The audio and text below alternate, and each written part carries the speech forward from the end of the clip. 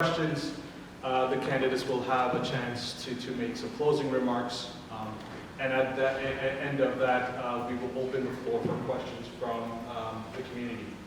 Yes, sir. Could you please move a little closer to the mic? All right, I understand. Does that work for you, sir? Perfect. Brilliant. Okay. So I guess I'll have to hold the mic. As I was saying, is the community will have a chance to pose questions to the candidates. I will ask and request that you kindly keep your questions concise so that you allow time to the candidates to answer. If you have a question for a specific candidate, you can name the candidate or direct towards that candidate. However, at that point, if it's a general question, I may moderate to allow multiple candidates to answer on that question. In the interest of time, I'll also kind of gauge how much we can kind of, how interactive we can make it and how many candidates I can have speak. Other than that, the candidates are well aware of the rules. I'll keep it very civil. I'm not going to be one of those hard moderators, but I want to welcome the candidates. Thank you for making the time to be here. This is your opportunity to interact with your constituents, community members, and to the members that are present here from the community. This is your chance to gauge who you wish to represent you at the municipal level. Take every opportunity to ask the questions that you have wanted to ask, and I will make it as best as I can within the time limit to afford you that opportunity. Having said that, we haven't done a coin toss, so to say, but we do have one lady present, so if it's not an issue with either of the other candidates, I will let the lady commence the opening remarks. Ms. Cheng, you have 5 minutes. Great. Thank you. Do I sit here? You can just stand and speak, or you can sit and speak. I think everybody can see you because the stage is elevated, so it's Sure. to your comfort there. Take a deep breath. Look around you. These are your neighbors. We are a community. And I thank you for being here today, because your being here means that you're showing up. You care about our community, and I thank you for that. So I remember my first community consultation. I was a young mom. My kids were really little, and the subject was parks. I thought, oh, that's something that I certainly want to speak into. So somehow I wrestled my kids to bed and was able to make a 7 p.m. consultation. And imagine my surprise when I walk into the park consultation and I'm surrounded by seniors. Not that seniors shouldn't have a say in how a park is designed or used, but I realized that often decisions are made without the voices of the people who are most impacted. And that's why I want to build a connected community. I want to make sure that people have a chance to participate in shaping the neighborhood. Going door to door these past few months, I've realized that trust has been broken in our government. How can we trust the city when they put a homeless shelter in the middle of our neighborhood with no information, no consultation, no transparency, no communication? Women have been assaulted, threatened. My own staff member was chased down Yonge Street. These things have happened, and somehow we're not allowed to talk about them, because when we do, we're vilified. We're told that we don't care about homeless people, or that we're not compassionate. But women and seniors tell me all the time, I no longer walk home from the subway alone anymore. I'm afraid to go out at night. I am not feeling safe in my neighborhood. My kids cannot ride their bikes anymore. There has been real impacts, and we have not been able to talk about them. What we want is a government that we trust has our best interests and is listening.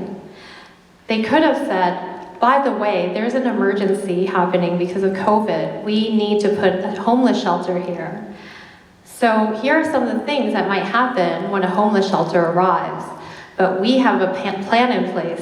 If A, then B. If C, then D. But we have not gotten that respect, and instead we've been left to navigate this new reality with our own resources and our own means. And if you ask any local business that is near the homeless shelter, you will know that they have been navigating things by themselves. This is just one example of how our current leadership has not been listening. And I can say the same thing about modular supportive housing and Reimagine Young. Why do we have so much polarization and anger? Because we have not had genuine consultation. When people feel silenced, when they feel unheard, they become angry. Consultation is not just simply listening to people without any resulting action. We cannot continue in this way. Democracy and progress requires the participation of the people in our community, which cannot happen when trust is low. I want to rebuild that trust.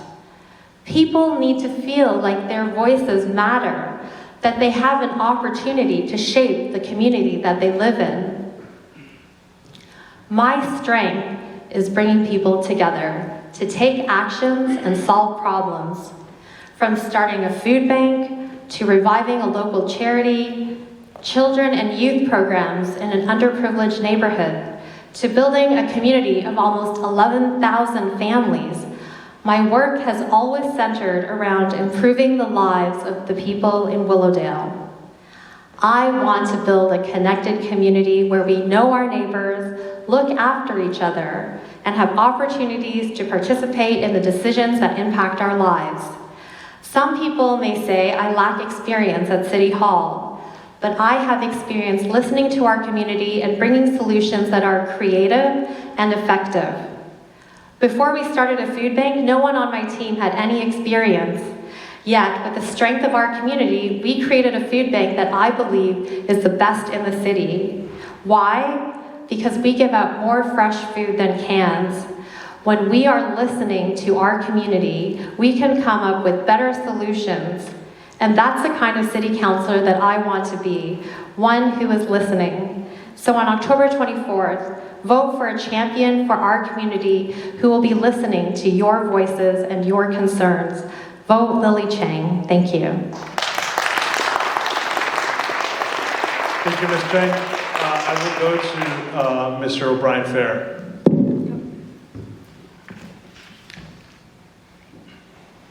Thank you very much. I hope you don't mind if I stay seated here. I think it's going to be a long night for all of us tonight. And just before we get started, if I'm looking a little bit squinty tonight, it's not because any opponent put something in my water. I had an allergic reaction earlier today. My eyes swelled up. So that's the only reason for it. My name is Markus Obrien-Fehr, and I am also running to be our next city councillor here in Willowdale. And I am running both for my family and for yours. I think we are living at a time where it's very easy to become cynical about government, cynical about the work that they do, and ask questions about whether or not it really matters.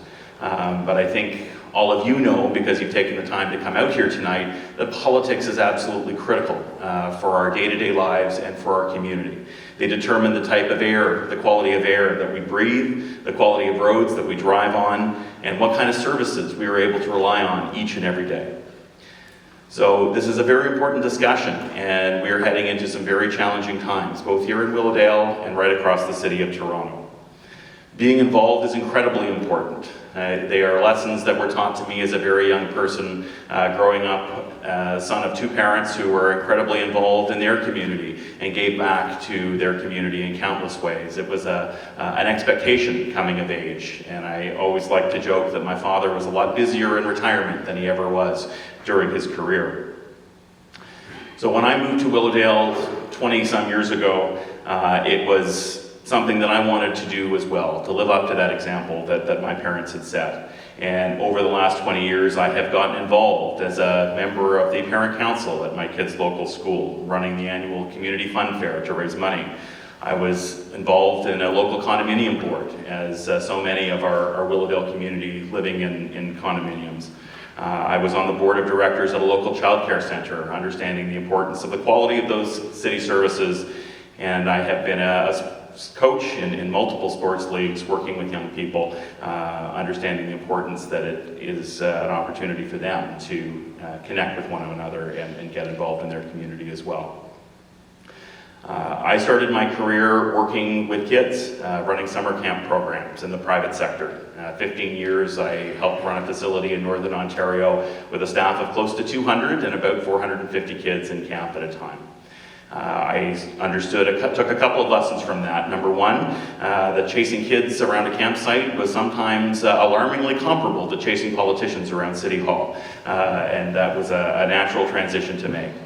But more than that, I spent time in that career really taking fulfillment from watching young people find themselves, find their voices through getting involved in activities, whether it was sports, whether it was arts, whether it was outdoor adventure opportunities.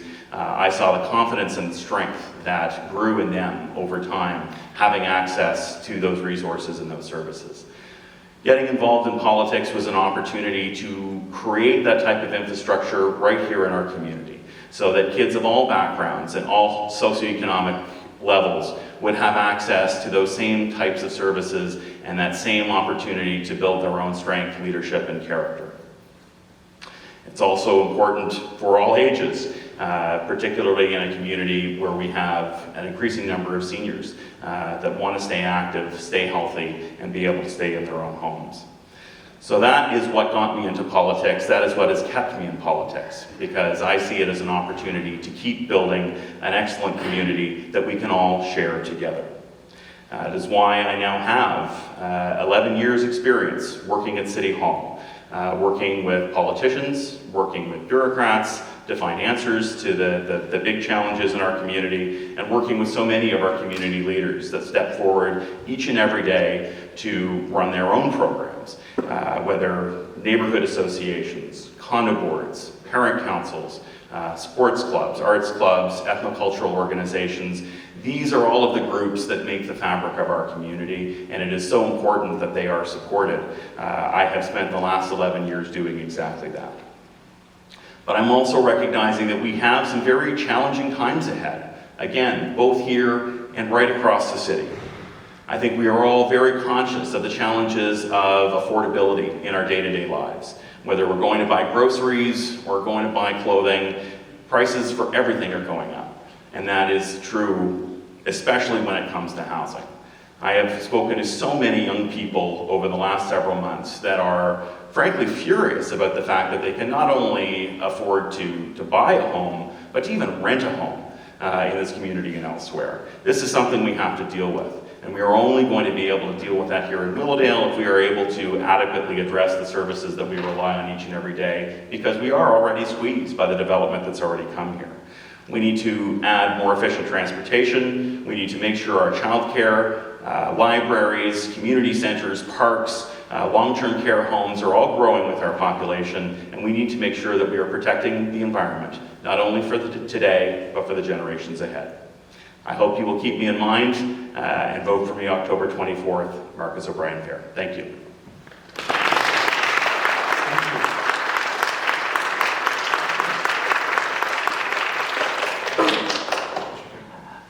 Hi, I know you said something about redness because of allergic reaction.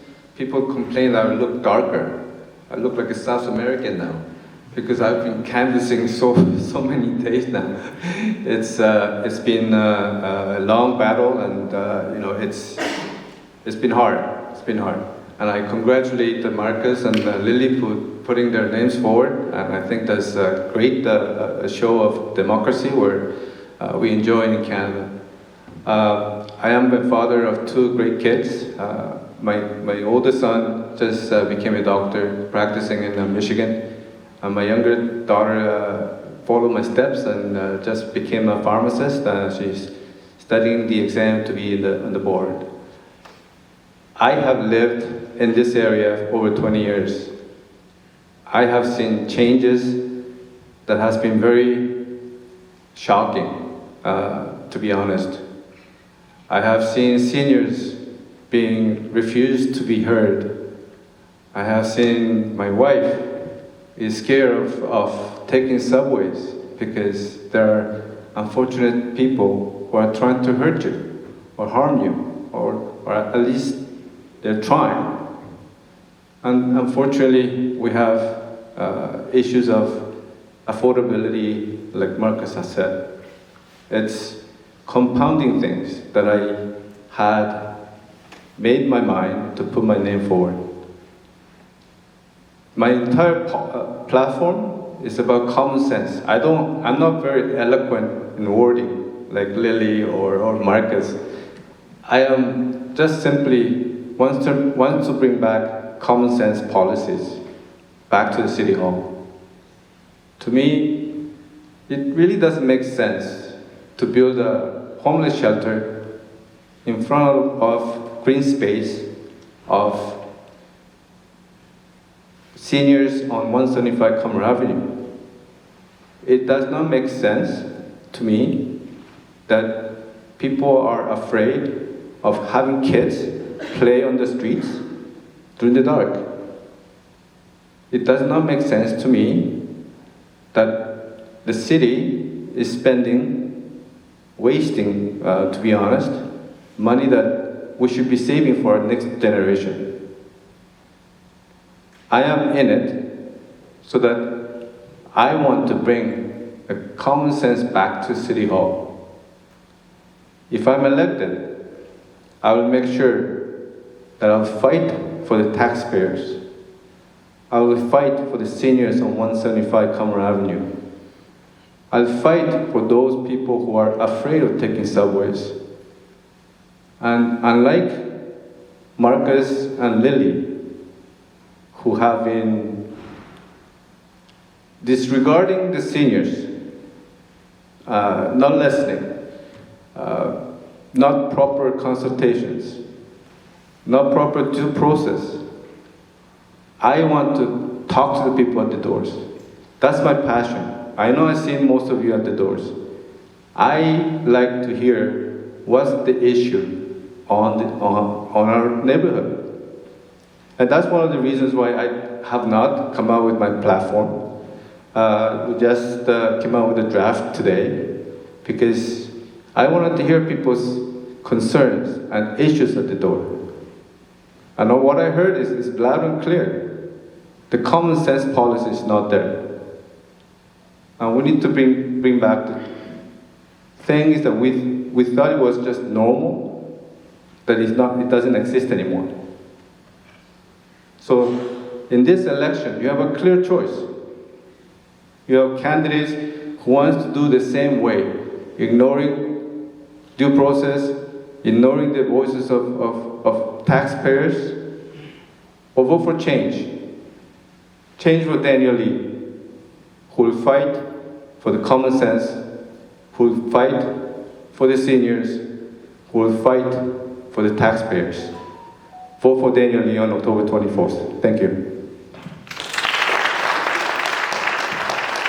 Thank you very much. We will now go on to the substantive part of the debate, where I will pose questions, and I will randomly just go across the table, and I'll pick one person to start off, one candidate to start off, and then I'll go to the other candidates. So the first question I have is, and I'll vary it because all of you have kind of focused on the hot topic for the community, which is the housing that's kind of coming up. So I'll give you a breather on that, and then I'll come back to that question. So the first question I have is regarding enforcement technology, automated enforcement technology. There are proposed lane reductions in the city, plans to enforce bus lanes or bus-only lanes, cycle lanes, and at the same time, automatic enforcement technologies. Expansion of photo radar, speed enforcement onto major arterial roads, such as Steeles Avenue as well. The question we have for you is, do you support these technologies on major arteries as a revenue stream in the city? If so, what would be the reasons? And I would also like you to kind of expand on what challenges do you see if you're trying to institute those kind of revenue streams or technologies into it. I will start with Ms. Cheng. So when I go door to door, I hear all the time that people are tired of speeding cars. They're tired of feeling like the roads are unsafe, and they're also tired of extremely loud mufflers. So anything that can calm that traffic down is definitely helpful. But just like any change that we want to institute, we should have a community consultation and define what the parameters of that is. Because like many of you, I don't like getting tickets. And when these automated machines get circulated, as they have been, you go over a few kilometers an hour and you kick yourself as you realize that you've just passed a photo radar. So it can be very stressful. But on the other hand, obviously, safety and limiting speed and generating revenue is helpful too. So to me, it's asking the community, what are you comfortable with? Obviously, we want to increase safety, but perhaps at certain hours, there could be a different parameter so that we're not always scared, but also trying to drive slower. So I say yes, but with community engagement. Thank you. Thank you. I'll go to Mr. Obrien-Fehr. Thanks very much. I am a very strong proponent of automated enforcement of all kinds, whether ASC cameras, red light cameras. I would love to see the province allowing us to experiment with things like stop sign cameras. We've talked about noise as an issue with street racing in the area, loud cars with modified mufflers. There are pilots happening in parts of the world right now experimenting with decibel readers that are able to issue tickets to cars that are excessive in terms of their noise. Fundamentally, we need to make sure that our streets are safe. If we want to take a bite out of traffic, I don't think we need to have much of a consultation or a conversation to understand that traffic is a big issue in this neighborhood. And having worked with parent councils, what is dissuading kids from walking to school in the morning? Well, it's the fear of cars zipping through neighborhoods. What is the fear of seniors walking down main streets or crossing busy streets? Again, it's cars zipping through neighborhoods. I think that is very clear. My concern is that the moment that this is perceived as a tax grab or a revenue stream, we're losing the fight, because that's where others will push back. This isn't something that should be designed as a tax grab or a revenue stream. This is something that is a critical safety tool to make our roads safer, to encourage people to get out on foot, ride their bicycle, and be safe. I have spoken to too many people in this community and across the city that have lost loved ones, they have lost limbs, because our roads aren't currently safe. This is also a critical step to relieving some of the burden on our police force, that if we can rely more on technology for speed enforcement, for example, that is uniformed officers that can better focus on other issues of crime and safety happening in our community. So ASC cameras, from my point of view, is something critical. I worked with our city councillor in the spring to actually bring a motion to council to expand places where ASC cameras could be deployed in the city. We are now able to place them in senior safety zones, not just in school zones, which will include places like Yonge Street, Doris and Beecroft, where we do have more vulnerable members of our community walking the streets. We want to keep them safe.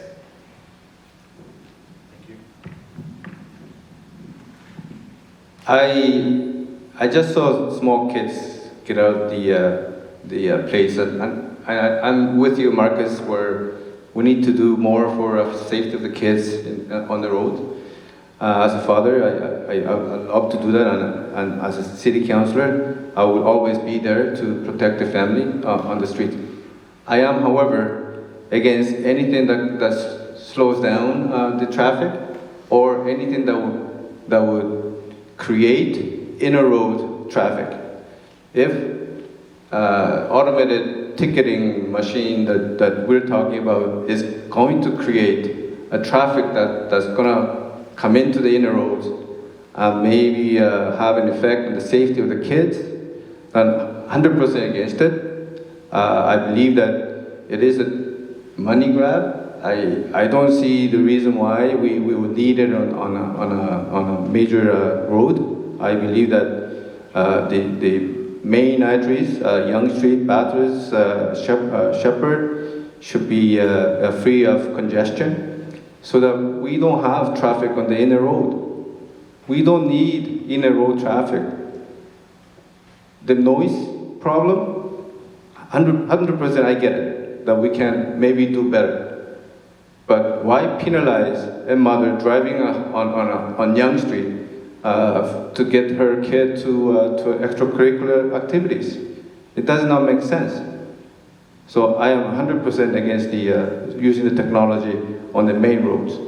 However, having said that, on the inner road, we do have some spots that I've seen when I was door knocking that we have an issue. Inner roads, in some spots, I am for placing an automated spinning machine, I think it's called. I don't know what it's called, anyways. But it will make people slow down so that the kids are safer. We should look at the safety of the kids. My vision of Willowdale is having a safe neighborhood, so that family can walk on the sidewalk without fear of being assaulted, harassed, or being hit by a car. Thank you. Thank you very much.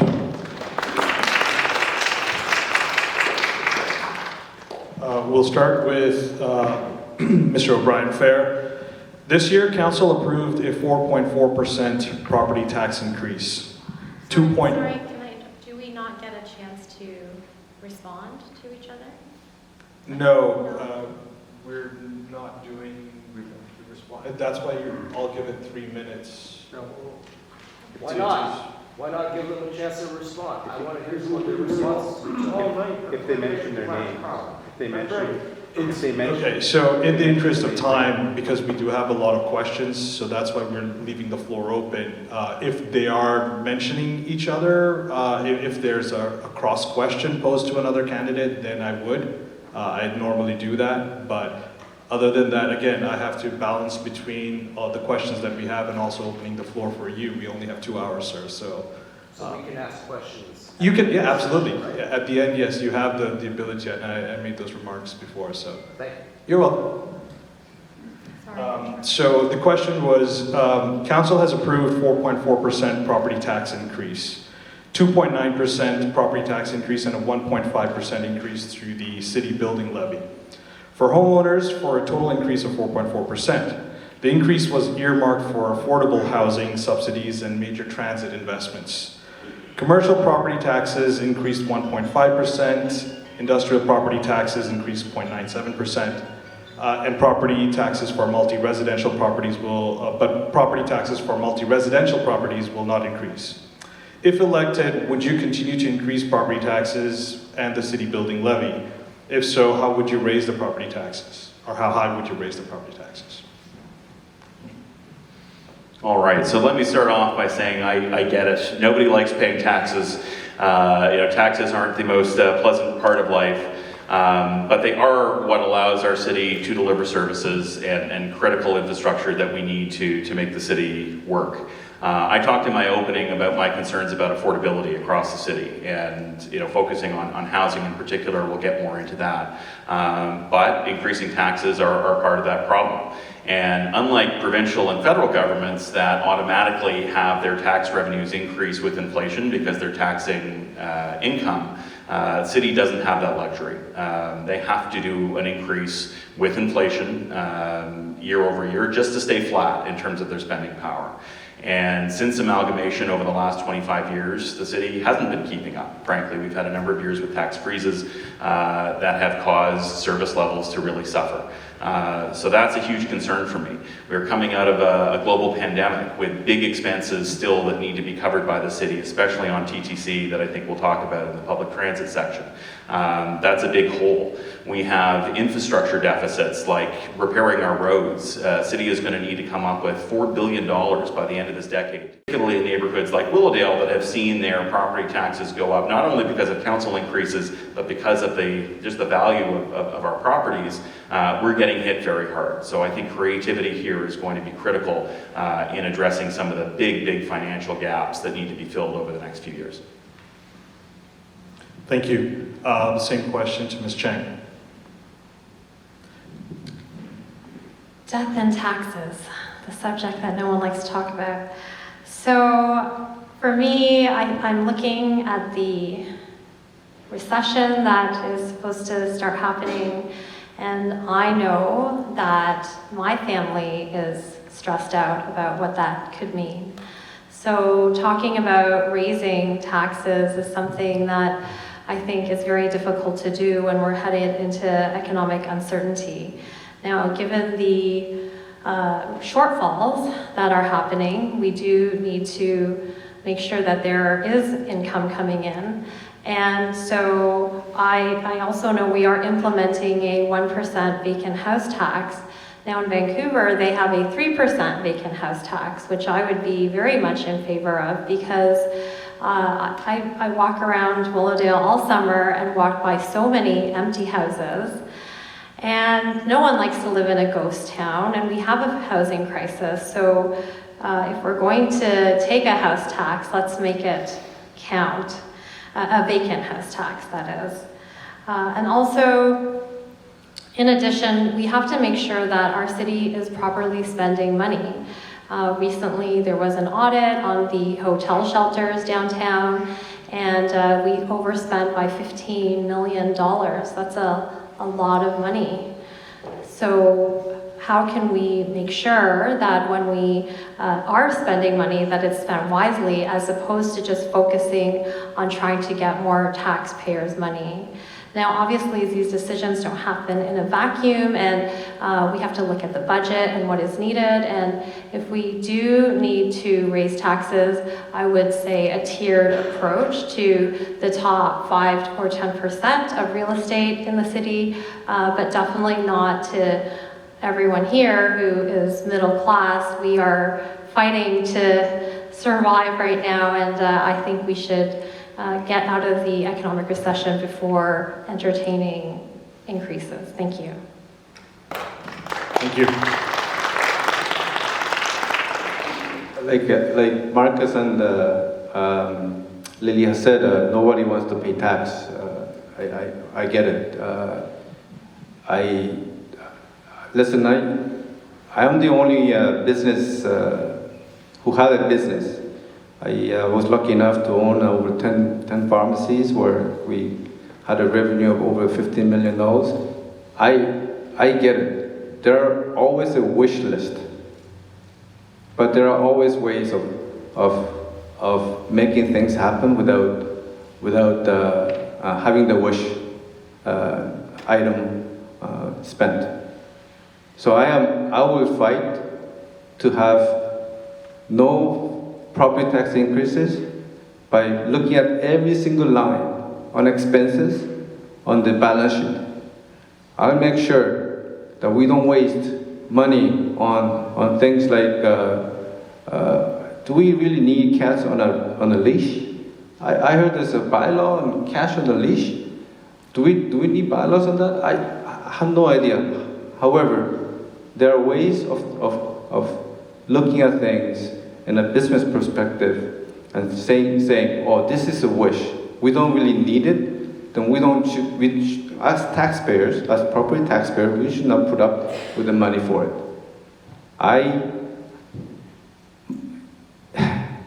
It's, like I said to you, I'm dark because I knock many doors.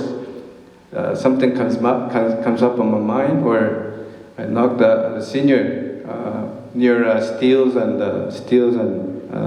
Bayview. She came up to me. I said to her, I'm running for your city councilor. I hope I have your trust.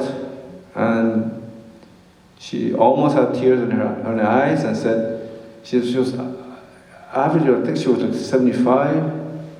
She says, I've been living here for over 45 years. She's having a hard time paying the property taxes.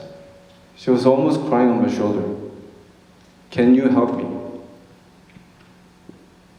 That's the reality.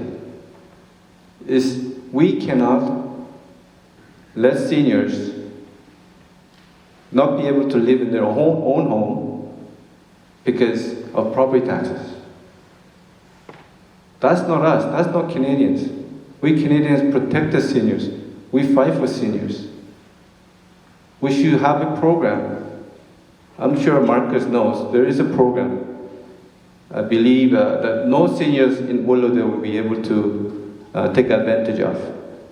It's a break on property taxes, where you have to be, I believe your income is about $40,000 combined income, and the property value has to be less than $900,000.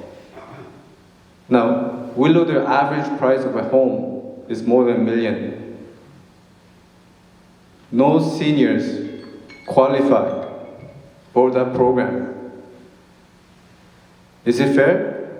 Absolutely not. If elected, I'll fight every single day to save money to the city so that we have no increase on property taxes. Thank you, Mr. Lee.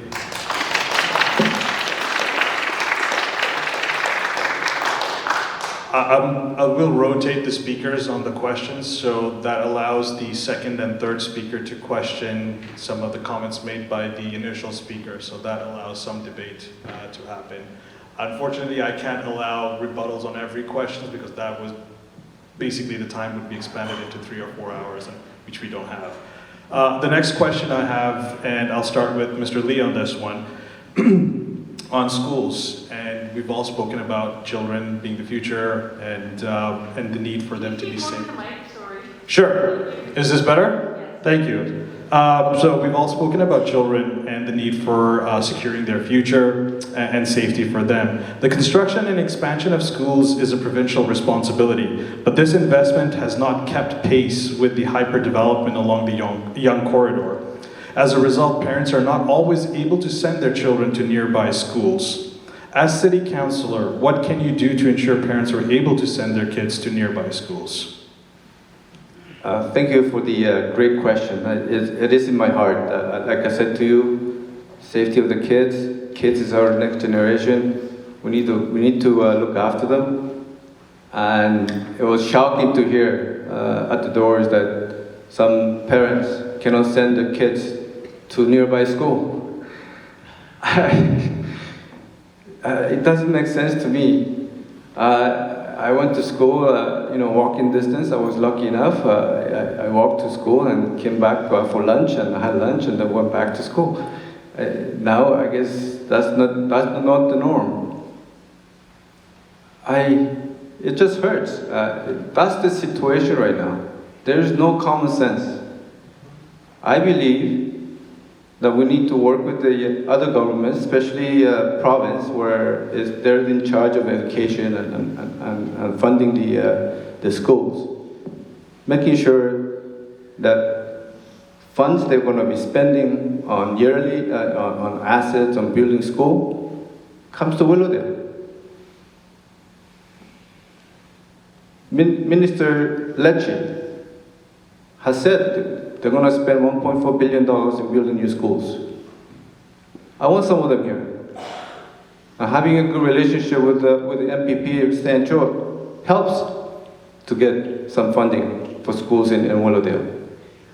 I know Minister Lecce also tested building schools in mixed-use condominiums in downtown, creating over 400 spots. Listen, those are the ideas outside the box that we need to implement within Willowdale, so kids like them can go to school to walking distance. Are they your kids? They are. Good kids. Great kids. Thanks for sticking up for them, Daniel. I appreciate it. Anyways, I am here for the common sense policies where if things doesn't make sense, it should not. And I am here for those who cannot walk to the school, and I am all for building new schools in Willowdale. Thank you. Thank you. I'll go to Mr. Obrien-Fehr and then Ms. Cheng and Lee. Thank you. Unfortunately, it is not really within the city's power to do a whole lot directly to deal with school issues. It's why on election day, in addition to voting for a mayoral candidate and a councillor, you're going to vote for a school board trustee that would be tasked with dealing with some of those very specific issues.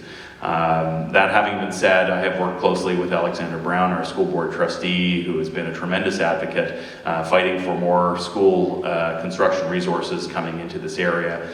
Several years ago, we worked with our MPP to set up a town hall meeting and pack the gym at Earl Hague with parents, calling for educational development charges to be made available to the Toronto District School Board. That would mean taking a small amount from each new development and putting it into a fund so that new schools could be constructed in this area.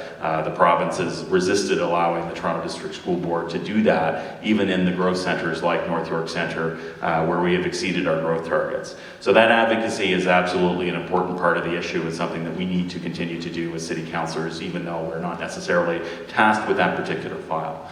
But I also want to take a moment to touch on all of the services that the city is tasked with dealing with. And as a parent of young kids, I mean, I can tell you how many childcare centers have crazy wait lists in this neighborhood, some of them up to 2 years long. You know, the going joke is you need to tell your childcare center that you're having a baby before you tell your family, if you want to be on that wait list in time to get them into a childcare center. If you're trying to get your kid into city swimming lessons, you know, you need to be online at 7 o'clock on registration day. Those spots will be filled at 7:02. I mean, it's basically a lottery system, and we simply don't have enough spaces because there has never been a proper plan connecting the growth in our community to the resources that we need, to the services that we need to keep them strong. We need to do a better job of working with developers that are coming into the area, putting up buildings, to work with them as partners to get some of those resources. At Young and Comer, through our work with our previous councillor, we were able to greatly expand a community centre coming into that space. It's going to be a new 45,000 square foot, Edith Vale-sized community centre right on the doorstep of this neighbourhood. It's going to have a huge impact in creating more recreation services for the community. There is a new childcare centre. There is a new childcare centre going into that building as well for the same reason. It is where having the experience and understanding that we can sit down and work with developers, make that case, they make them understand that they have a childcare center in their building, they can use that as a marketing piece or a community center as a marketing piece. These are the strategies that we need to bring to bear as a community to make sure that our kids have the resources and services that they need and that all of our families are supported.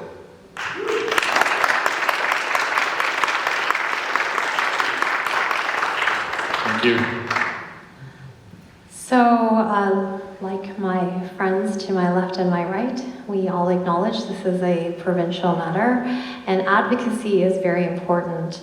And it's very hard to advocate when you're tired as a parent. It's very hard to raise a child, raise a family. But that's why we need a strong, connected community, because if we have that communication and social infrastructure, it's easier for us to come together and make a loud noise when a loud noise is needed. I know that in the last few years, we have had an extension built on St. Pascal Baylon, and Avondale was reconstructed. But Avondale already requires portables this year. So how come we're building schools not to projected population growth, but they already get maxed out within a year or two? That is not good planning. So we need better plans when we are expanding schools. The other way that I would like to foster more schools is to build more schools combined with community centers, because we see that, you know, schools, community space is very important. for community gatherings. When I was little, my family and a community group, we rented a gym every Friday, and my parents did ballroom dancing and the kids did Chinese cultural dancing. So every Friday it was a really community building space. And we look at our schools and they're often empty on evenings and weekends. That is precious community space. So if we're able to combine community centers and schools, we will get more space, and we can use our community benefits funding to pitch in towards the construction and hopefully incentivize the province to build a school. And I know that there is a maintenance building on the property of Avondale that previously people had dreamed that it would become a high school. Now at this time, because Avondale is already maxed out, it might need to become a middle school, but we definitely need more school capacity, and if we're able to make that space into a community center / school, I think there would be great benefits. And with regard to what Markus was mentioning, childcare, community center, I have a hard time seeing these things as just community benefits. So we negotiate them, and really we only have opportunities to get them when there's new development, but not every quadrant of Willowdale has new development happening. So how do we create more daycare spaces, which is to me critical infrastructure to get to support families, to allow women to go back to work without being stressed out. And I think there are some opportunities to partner with faith communities. There are churches sprinkled throughout our neighborhood, and some of them, they need some help with their building. So we could definitely think about new opportunities and partnerships to create daycare spaces and community spaces by partnering with local faith communities. Thank you, Ms. Cheng.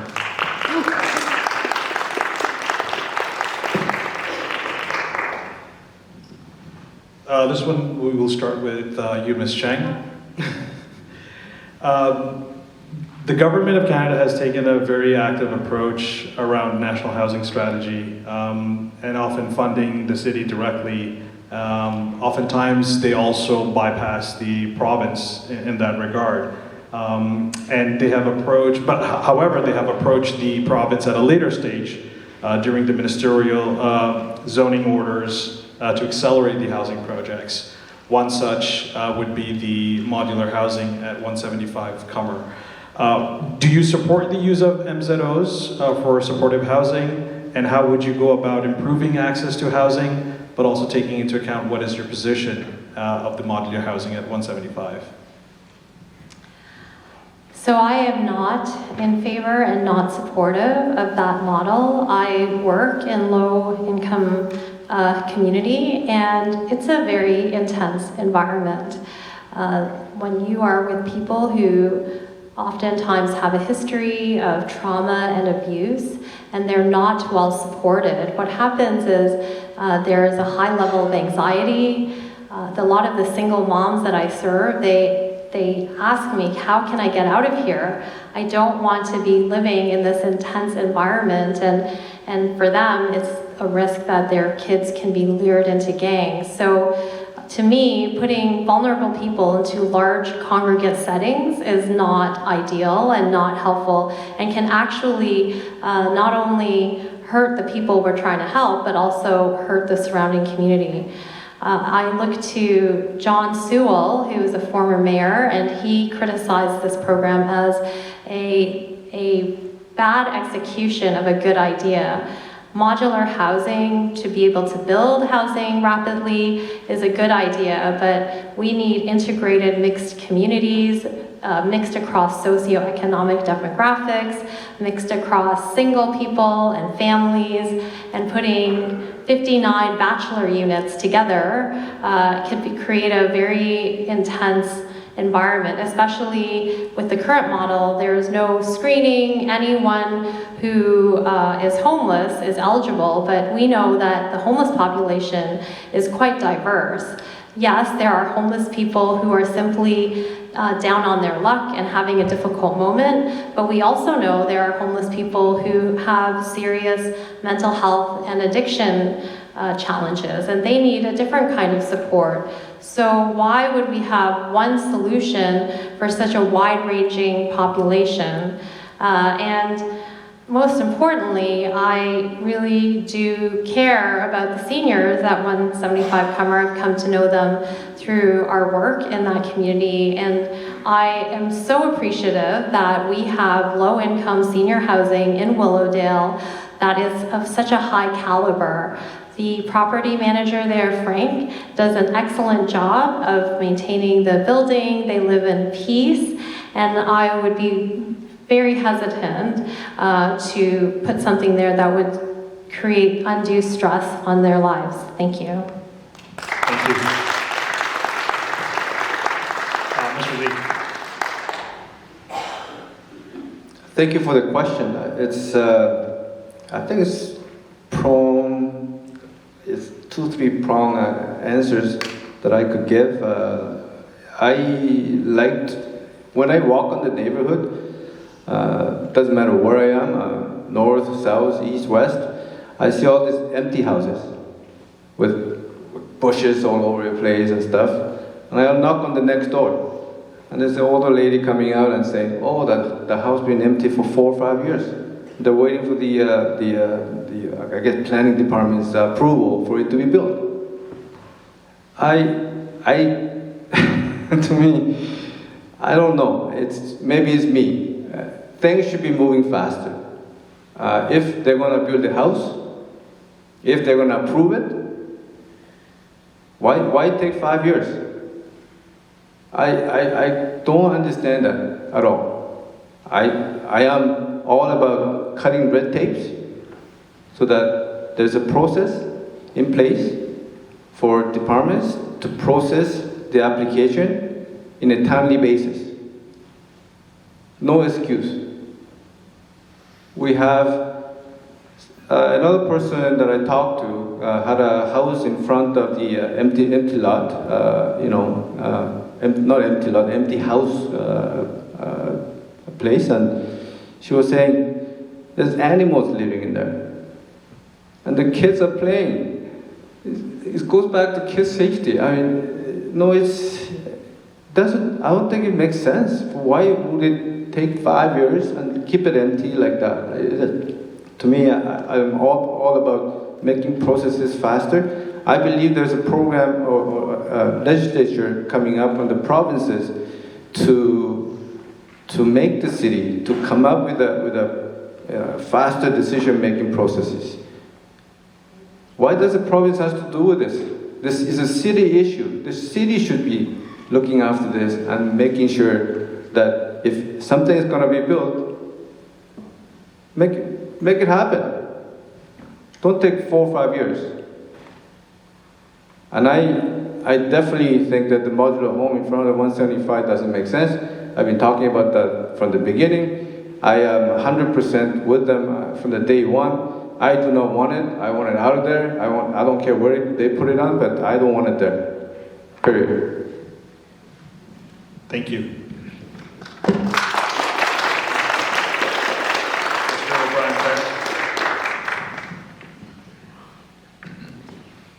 Thank you for the opportunity to address this. Off the top, I will say I do support the modular housing project at 175 Cummer. I understand it's imperfect. I understand that there are going to be challenges that it is going to present conceivably to the community. And I certainly understand that there is an immense amount of fear that exists in the community, in the facility next door. And that has made this process very difficult for government and for members of the community. But I think it's incumbent upon us as leaders and those seeking a position in government to deal in facts and not in fear. Ms. Cheng last night told a story about a small home in the neighborhood that housed 10 individuals in a more group home type setting, and speaking to a neighbor that was really concerned about this home being opened up on the street. And then when it actually opened up, found that these were actually pretty good neighbors to live next to, and there wasn't a huge issue that was posed there. I think we are jumping to some conclusions in here when we were talking about 175 Cummer, that it is going to be fraught with difficulty and fraught with problems. What we're talking about is 59 apartments being placed on this site for people that can't currently afford places to live. The building next door is a Toronto Community Housing building, and most of the people that are living there themselves likely would be struggling to find a place to live if somebody hadn't championed that facility several years prior. So I think there is an opportunity here to build this facility in a way that will serve effectively as an extension to what's already there on that site. And it will become incumbent on any one of us, if elected, to keep an eye on that site and make sure that it's working well in the context of the community, because if it's not, it's going to make building more of these projects so much more difficult everywhere else in the city. And if we're going to be serious about dealing with the issues of homelessness, and you've heard all of us talk about this issue to the candidates in their opening about the impact that homelessness is having on this community. It's not the facilities that have created the issue of homelessness, but we have to take a serious position to tackle these issues head on. And I haven't heard any other solutions coming forward at this table yet about how we're going to seriously deal with this. We can't go out and expect the city to pick up 100 houses overnight across the city to deal with these issues. It's just not practical. That is why the federal government has come forward with their housing strategy, provided funding for this program. That is why the modular housing program exists, because it can be assembled quickly, effectively, efficiently. And remember that we're not talking about statistics. We are talking about 59 human beings that were out in the cold last winter because they didn't have housing. They're going to be out in the cold next winter because they're not going to have housing. And to me, that's simply not an acceptable answer to the issue of homelessness in our city.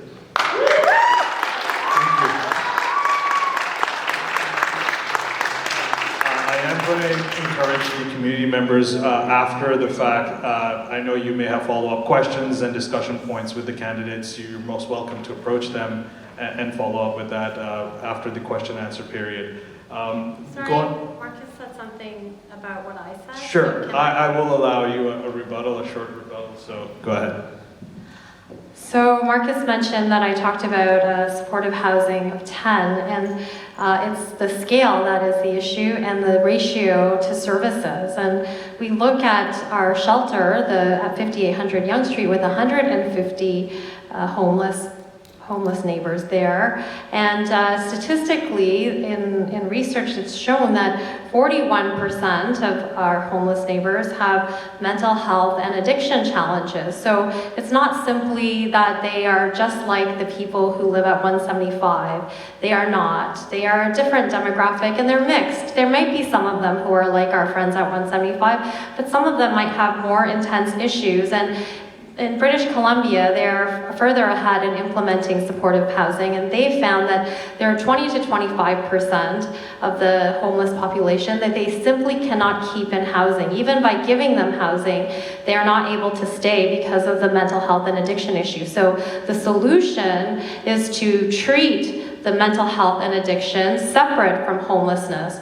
Although it's all mixed together, people who are addicted and have mental health issues need a different kind of support, and if we don't acknowledge that, if we treat it all the same, we're going to hurt the people we're trying to help and the communities where we place them in. Thank you. Thank you.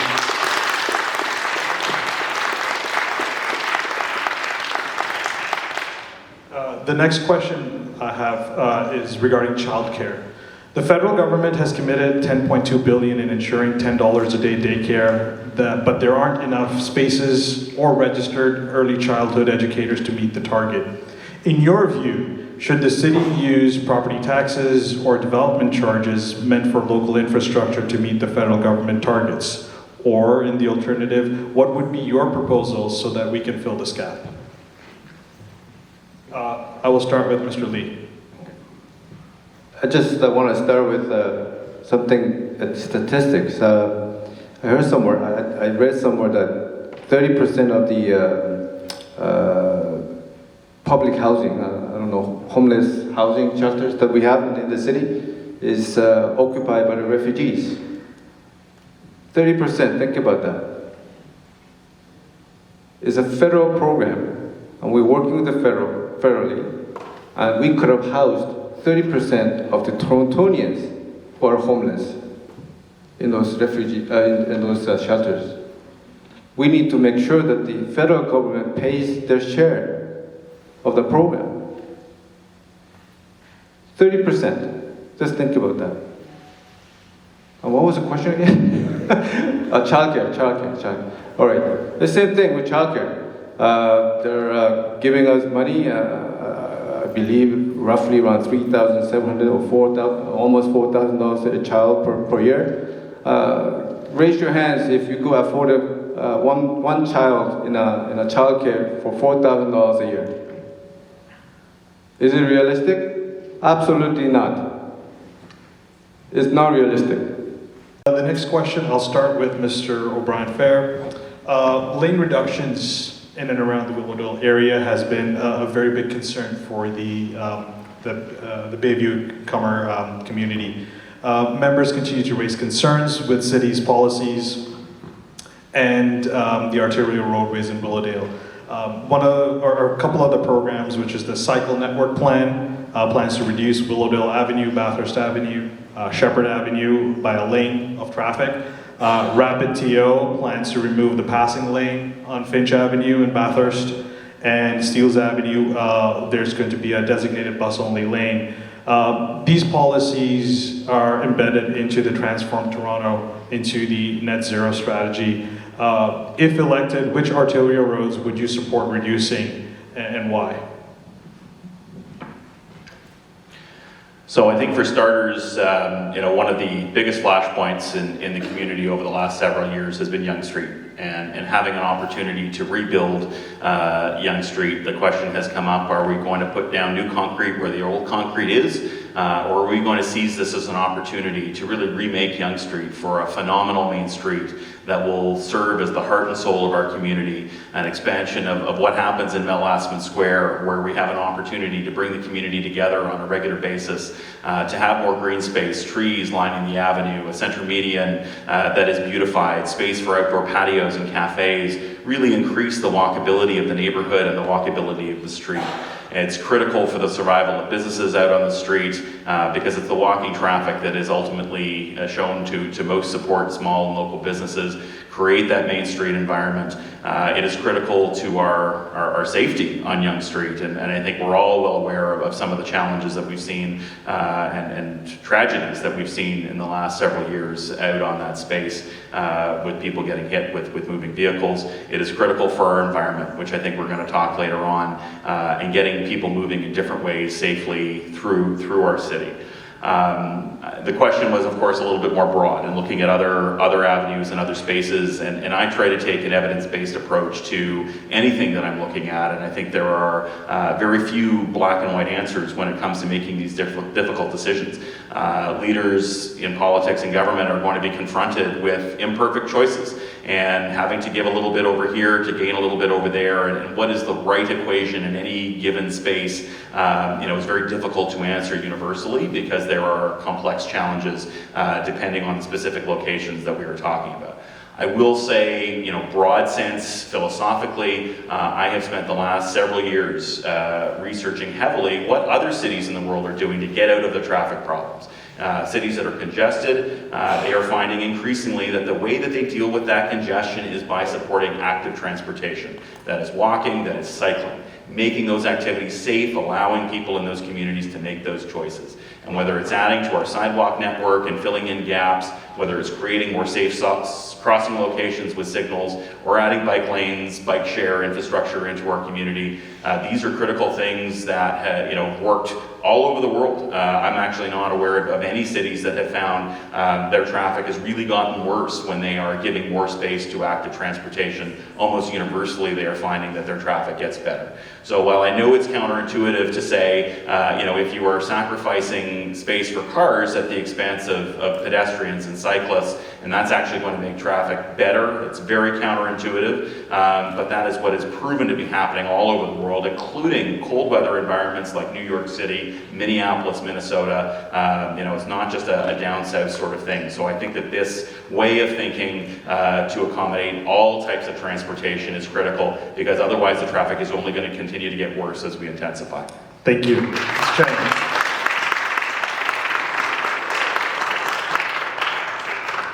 So I will start with Reimagine Young.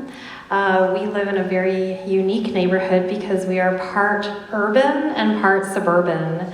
Anyone who has to journey more than 10 or 15-minute walk to Yonge Street, I consider suburban. And if you're suburban, it means that you're not likely to walk to Yonge Street, and you're likely to drive.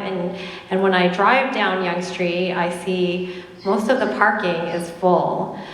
So when we say we're going to take away that street parking, all the local businesses are incredibly worried, and a lot of them are small ethnic business owners who maybe don't even speak English very well, and they do not feel like their voices have been heard. I know that we have opposing voices. We have people who love biking and they really want a beautiful landscaped Yonge Street where they can ride to have their coffee and go do their groceries. So what do you do when you have all these opposing views in one community? Do we simply say, your fears and your thoughts don't matter, we are just going to go full speed ahead? Or do we try to come to a common ground together? And to me, that's why I feel the journey is just as important as the destination. I'm tired of politics that splits us up, that puts it's like us against them, me against you, we all want our way. But there has to be a way that we can all be excited about it. And to me, the best way to move forward is to pilot, Transform Young. Reimagine Young. We need to pilot it, and through the piloting we can get data, we can make design adjustments. Right now we've done all this design work without piloting, whereas King Street got a pilot, Bloor Street got a pilot. Why don't we get one in our neighborhood?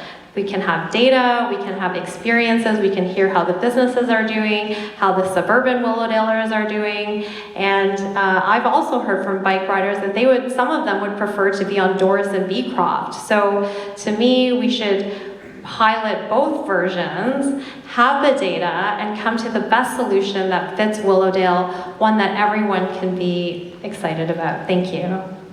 Thank you. Thank you for the question. Lane reduction in our neighborhood is big deal. To me, it doesn't make sense reducing the lane, and doesn't make sense when Markus says it's better for the traffic. I don't see that. Going from 6 to 4 car lanes, how can you see better congestion? It's already congested, and you're reducing it by 2 lanes. I don't know how you see that. Maybe I'm wrong, but I don't know how you see that. Having said that, Lily is in a position where middle ground costs, the pilot projects is known to be mostly permanent. You put a pilot project on King Street, you put a pilot project in Bloor Street, is it still on? Is it bike lanes on it? Yeah, it is still on it. So what we have to do is making sure that the traffic flows have a vibrant businesses, because businesses, like Lily has said, BIA is against it. North Shore BIA is against it. Markus knows that. Why do you think they're against it? Because they're afraid. They know what happened in Bloor Street. They know what happened in Koreatown in Bloor Street. Because I know business owners on Bloor Street. Their business has been suffering for last 5 years. And that's the fact. I go to the doors, get the people to talk to me, what's the real, instead of reading a study. Because that's what my neighbor is telling me. That's my passion, going to the doors, talking to people. When an elderly, like I said, cannot afford the property tax, where is all this money going to come from? To the reimagine, I forgot the name of it, but lane reduction. It's going to come from neighborhood funds. That's supposed to be spent for road, for infrastructure like sewage, snow removal, community centers, daycare. We're going to be losing that money for that. for the lane reduction. I am all for active transportation. I am for the commerce station. Let's get that done so that people can travel on subways. I'm all about wider sidewalks so that people can walk without being fear of being hit by the car or being assaulted on the street. But no lane reductions. We need to stop that project. It does not make sense. Thank you. Thank you.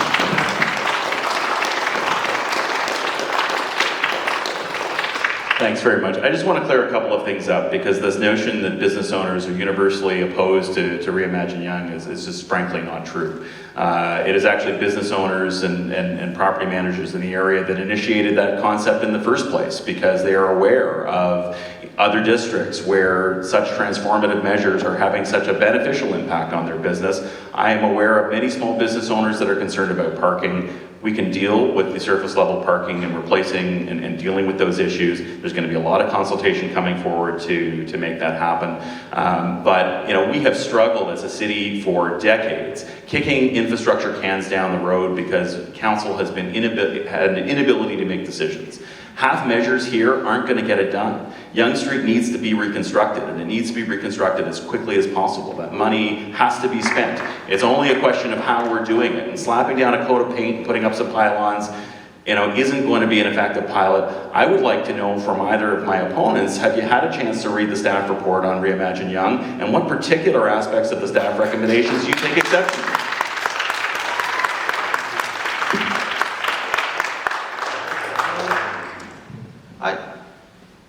I don't have to read a study. I drive on Yonge Street every day. It's always congested. Does it make sense when you're going from 6 to 4? You're going to have a better traffic? To me, there's going to be congestion. The car is going to go into inner roads. Again, the kids is going to be playing on the roads. There are some roads in Willowdale that don't have sidewalks. If the car goes in there, people can get hurt. You don't want congestion on Yonge Street. And study, I don't need study. I drive there every day to go to work, to drive my wife to the subway station, and it's always congested. And I don't need to go from 6 to 4 and get even worse. Sorry. Thank you. Ms. Chen, go ahead. So this illustrates perfectly the division in our neighborhood. We have strong opposing views.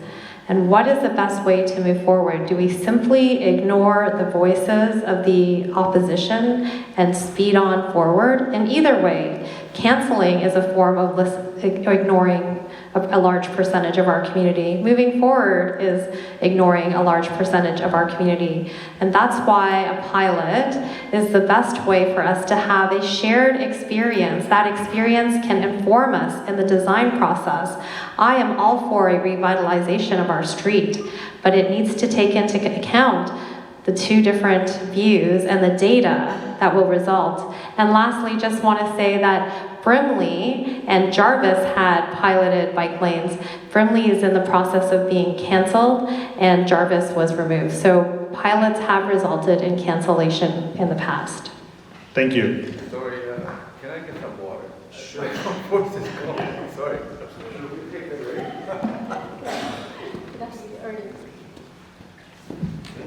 Cheers.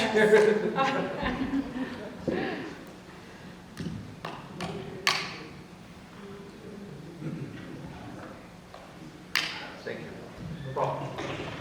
I think, as much as I would like that debate to continue, but I think that was a great segue for my next question, public transit. The pandemic has fundamentally changed the way people commute to work.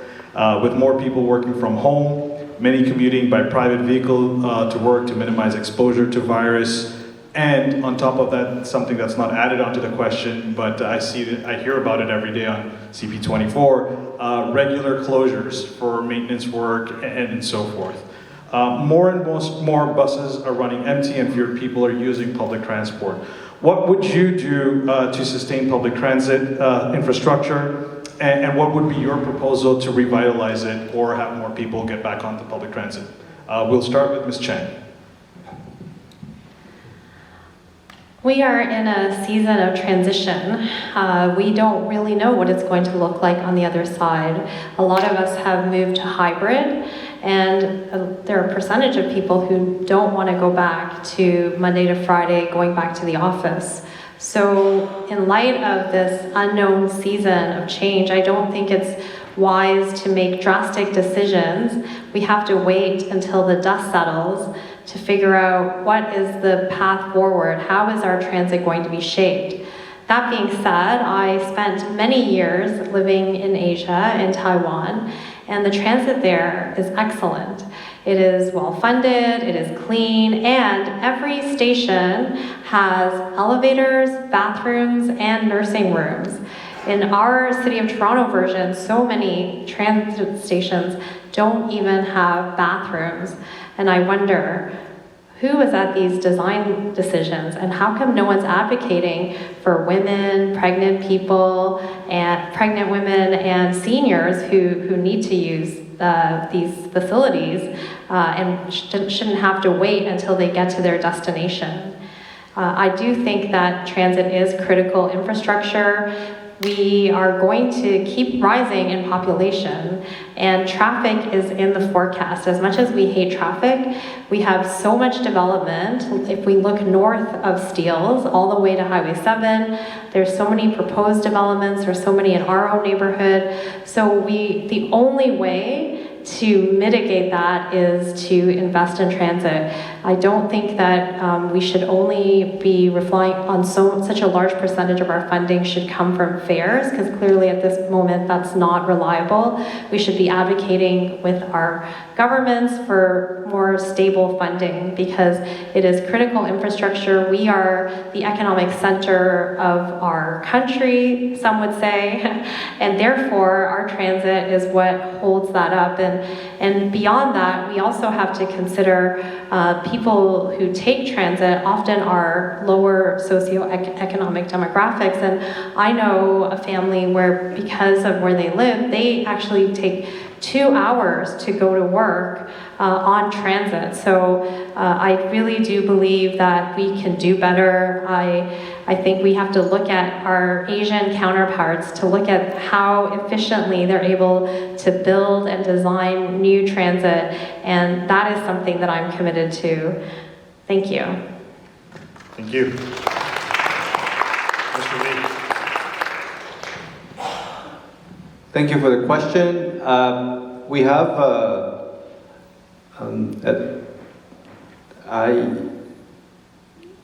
there is a problem on a lot of things with TTC, especially subway. Like I said before, my wife takes the subway, used to take the subway from Finch to downtown where she works. And fortunately, there are some questionable person on the car, on the platform, where she did not feel comfortable. For last, I believe 6 months, she has told me she does not feel, Danny, I don't feel comfortable anymore riding the subway. What should I do? Don't worry, I'll drive you. Now I'm driving now my wife to downtown. Imagine the traffic. Anyways, we have to do something about that. Safety is not what it used to be on subways or public transit. We need to make sure we work with the police and with the TTC, making sure that people who travel on TTC, on public transportation, don't have to look back like my wife does.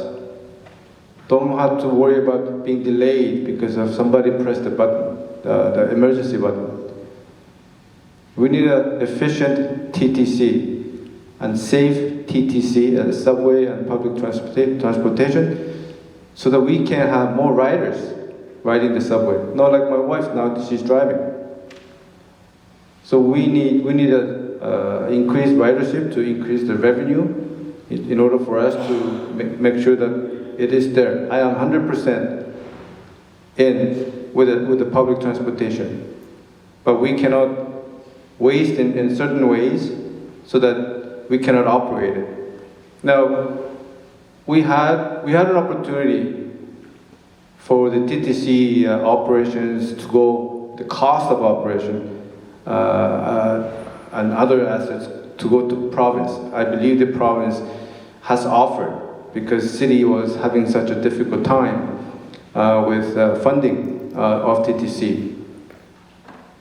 Our councillor Filian has fought against it, of funding the having the TTC go over to province. Now I think one of Markus' platform is maybe have provinces help out with funding for the TTC. So I do not think that's the solution. The solution is keep it with the city, make sure that we increase the ridership, and those, I believe, there are some bus lines that only has 1 or 2 per person every time I see it, especially one like Willowdale. Why not have smaller buses instead of operating huge buses for one? My time is up. I would have let you finish your Anyways, thought. doesn't make common sense. Thank you. Thank you.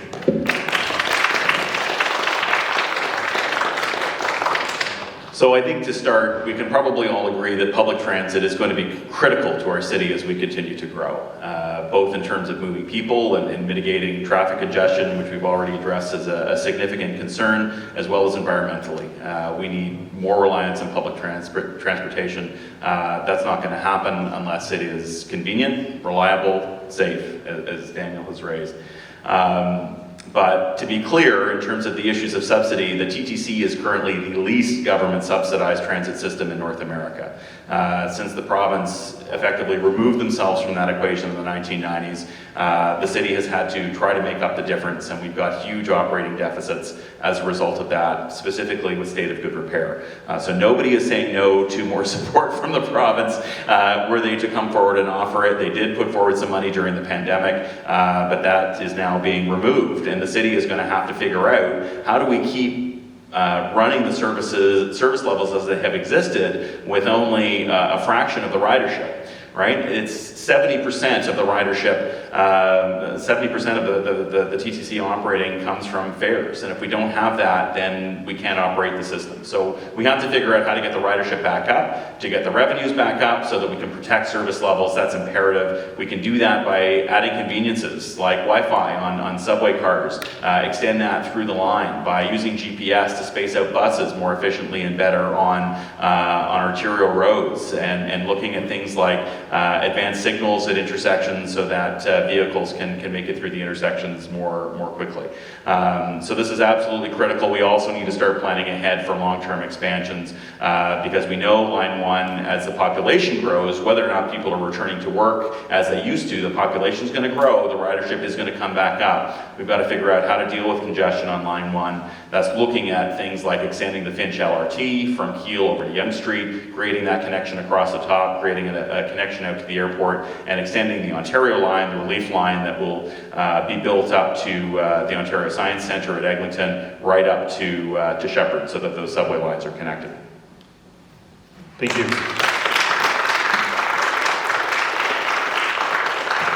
The next question will start with Mr. Obrien-Fehr. The number of incidents of violent and property crime has been rising in Willowdale. What would you do to reduce the crime rates and keep the streets of North York safe? It's a general question, but I'm pretty sure your constituents have voiced many concerns to each of you, so you can direct specifically to that. I think there's no question that this is a growing concern throughout the community, and in particular over the last couple of years, the rates of auto theft, in Willowdale has been specifically targeted by by criminals in other parts of the city coming in, and that has helped spike the rates. I think there's also a lot more economic desperation out there as a result of rising prices. We've talked about the issues of affordability. Well, that's manifesting itself in terms of some of these concerns that we're seeing out on our streets. So we are challenged as councillors because we are not by law able to direct deployment of the Toronto Police Service. That is up to their commanding officers and the Police Services Board. But I think there are things that we can do that will perhaps create more availability of officers to focus on these issues by looking at things like automated traffic enforcement, which we talked about earlier, whether it is using traffic wardens to move traffic through intersections rather than uniformed officers, whether it is hiring people as crisis intervention specialists that are able to respond to those in distress and dealing with mental health challenges rather than having an armed officer show up on the scene that can sometimes escalate the situation and make it worse, not better. I think if we can think about ways in which other non-uniformed officers can deal with some of these issues, allow the police to focus their resources on the issues of crime and safety, that will help them create more of a presence. I think we also need to continue to advocate with our partners at 32 Division to have more visible presence through Willowdale, get back to the point where they're doing more foot patrols and bike patrols so that the perception is that we are staying safe, that there is that presence out in our community. I think that that's something that we all expect to see. That's advocacy work that I have done with many of our community leaders over the last many years, and something that I would absolutely want to continue to do as your councillor. Thank you. Mr. Lee and then Mr. Chen. Safety is a big issue. It is a great question. I get a lot at the doors. They're afraid. They don't feel comfortable. Like I keep telling you, they don't feel comfortable letting the kids out on the street and play. On the streets. Like I used to get my kids play on the streets. There's no such thing anymore. We think that last 2 years the big difference is 5800 Yonge Street. That's the major difference that there was. There was no major changes in anything else. And I truly believe that we need to do something about that. Making sure those people stays within the frames of safety of the neighborhoods. We need to work with the police so that there's more visible in that area, as well as working with the neighborhoods. There is no prioritization of safety, of public safety, with this current councillor's Fillion. We need to prioritize it. We need to talk to the neighbors. We need to have neighborhood safety association or safety whatever groups in different parts of our riding so that we can talk to them. We can have the police to talk to them and show them what they're doing, so that we can actually communicate. That's the root of solution. Better communication between the neighborhoods and helping each other. That's Canadians. When my wife told me that there was a little girl, a young girl at the platform on Finch Station, was being harassed by this gentleman, everybody moved away. I gotta say, including her. That's not Canadian way of doing things. If somebody is in danger, if somebody needs help, Canadian way is go there and help the person. And that's just, I don't feel that was right. And we need to do better as a person. And that comes up from the safety organization within our riding, where we can talk, and we can tell people, listen, we need to do it together. We cannot do it ourselves. And that 5800 Yonge Street, I believe it is the root cause of some of the crimes and problems in our area, and we need to really consider of taking a good look at what's going to happen in the future. Councillor Fillion has said it's going to close next year. There's no guarantee it's going to close next year. So we need to really closely look at that. Thank you. The safest neighborhoods are the ones where neighbors are looking out for each other. That's one of the things that police have said at community town halls that I've attended. And increasingly, we don't know our neighbors. One thing that I did the week before lockdown is I went to all the houses on my street and I invited my neighbors to join a WhatsApp group. So for the last 2 years, I've been in regular contact with my neighbors.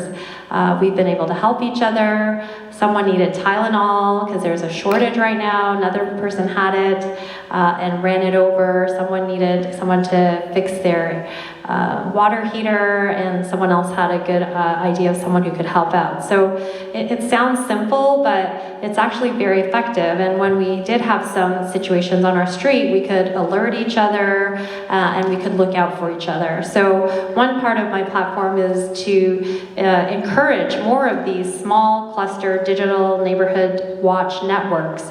It just takes one champion for every cluster of 10 to 20 houses. We can easily build these small connections so that we can look out for each other. Now, in terms of safety, we really need honest conversation. At a recent meeting about the Novotel shelter, I brought up that we have lost trust because of the rising situations at the homeless shelter, support workers with our police, so that we can talk about what is happening and how we can restore safety to our neighborhood.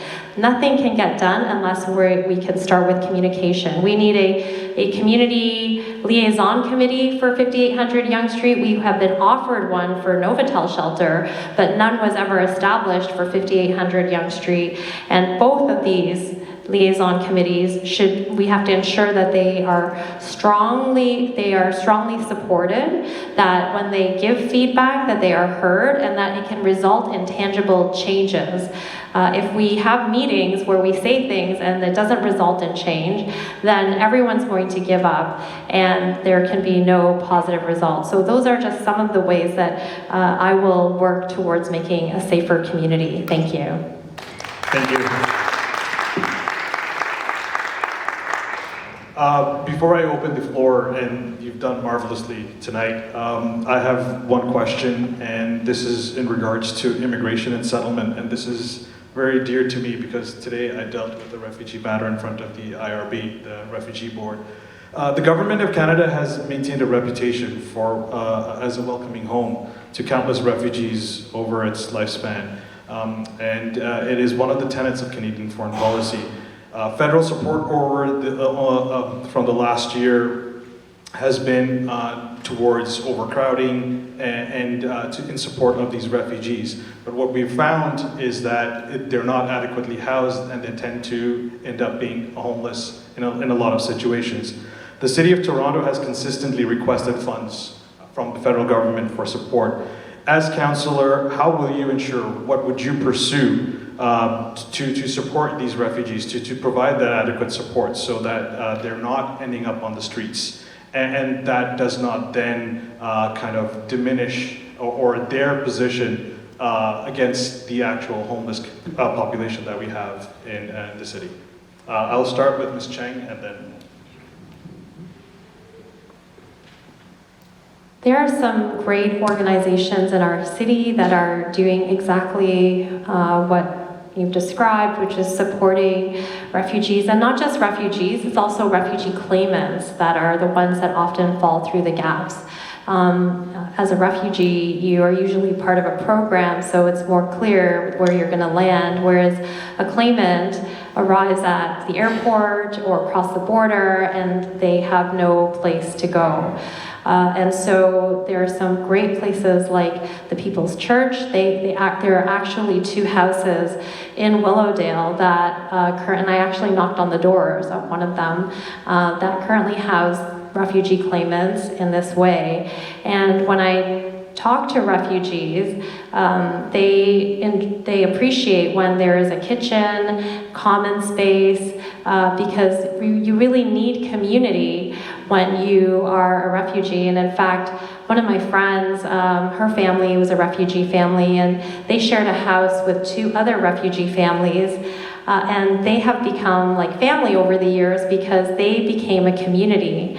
And so for me, the best way to spend money that the federal government is sending our way to support refugees is to support the charities that are already doing incredible work in a community-based model. And really, to support refugees, it's not just about the institution. In every aspect of supporting vulnerable people, the community has to be part of the solution. And that is only possible when the scale is smaller. When you have larger, because even Toronto Community Housing, where I serve, we have 180 households there, and we're stretched. We have a very strong 200 volunteers to help us, but there's so many things that I see in that community where I would love to have even more support from the community, and it's incredibly hard. Everybody is very busy, so the more that you can have smaller scale with wholesome community support, to me that is the best model with the best outcomes, because it's not just about housing, it's about relationship, it's about potentially mentoring and bridging into larger networks. And when we have, and that's my worry for Novotel, is that having 700 people land in our neighborhood, the incredible work that will have to be made to ensure that our community is part of the support. And that's something that I will definitely work towards, is building the infrastructure that is necessary to ensure that the refugee shelter doesn't just land in our neighborhood like a rocket ship from another planet, but that we actually embrace the people and give them the support that is necessary. It's not the model that I was in favor of. I really think smaller scale and spread out is preferred, but the decision has been made, and we have to make sure that it's implemented properly. Thank you. Thank you. Mr. Lee. Thank you. It's one of the sensitive topics in my heart. I am an immigrant. I came to Canada with my parents. My father escaped North Korea. He was a refugee in South Korea for a number of years. Listen, we are Canadians. We are very lucky enough to live in a country where we have plenty of things to enjoy. We are known to help others who need the help the most. We should be welcoming the refugees. One thing that a lot of people are afraid of is what happened in 5800 Yonge Street. They turned refugee shelter to homeless shelter, and then now it's drug addiction treatment center. I think a lot of people are afraid of that. But if we could make it, listen, my dream, my vision of this refugee center is, we'll make the best refugee center in the whole entire Canada. Make it work. Have enough support, like the library, York Center Library, to be able to have courses for them to teach the refugees job skills, English skills, communication skills, so they can go out and find a job. And why not find a job along the Yonge Street? We have lots of businesses who are struggling to find people to work for them. It would be nice, it would be a blessing for us to help a refugee get settled, move to our neighborhood, become our neighbor. That is my vision of turning Novotel. I want to make sure that it succeeds. I want our neighbors to be part of it, give them enough support, and find the jobs right in our area. Thank you.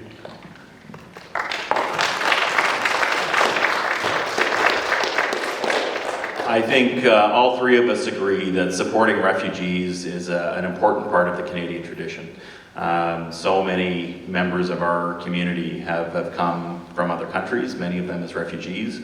And I think the numbers show that the people coming into Canada as refugees are those that have fought and clawed and scratched to get here from very difficult places. And most of the time they continue to fight and claw and scratch to make better lives for themselves and for their children. So I'm strongly in support of ensuring that there are resources in place to welcome refugees into the country, into Toronto, into our community. I think the issue that we struggle with at the city level, because we're not controlling immigration policy, is how do we do that most efficiently? How do we do it most economically? Right now we have, I think the stat was thrown out, 30% of refugees in our shelter system. It's a very inefficient and expensive way to house refugees. We need a better model than that. I agree with Lily. I think in a perfect world, smaller facilities across the city would be a great model, be a great way to go. But if you think about the numbers, we're talking 700 people that we are looking at moving into the 3-park home site. How many homes would you need to acquire simultaneously to be able to accommodate that many people? There's no plan, there's no realistic plan that would allow the city to accommodate that much space all at once to be able to house that many people, nor would it be efficient to offer supports and services to that population coming in, because they are going to need language training. They are going to need support finding housing. They are going to need support finding jobs. They are going to need support, especially families, getting their kids into schools and starting education here in Canada. That is why the city is looking at these refugee welcome centers as an effective way, as an efficient way to welcome refugees and get them out on their own 2 feet as quickly as possible. That is why that program is being pursued. I agree with the other candidates. I think that the communication coming from the city on all types of shelter and housing projects has been very, very poor.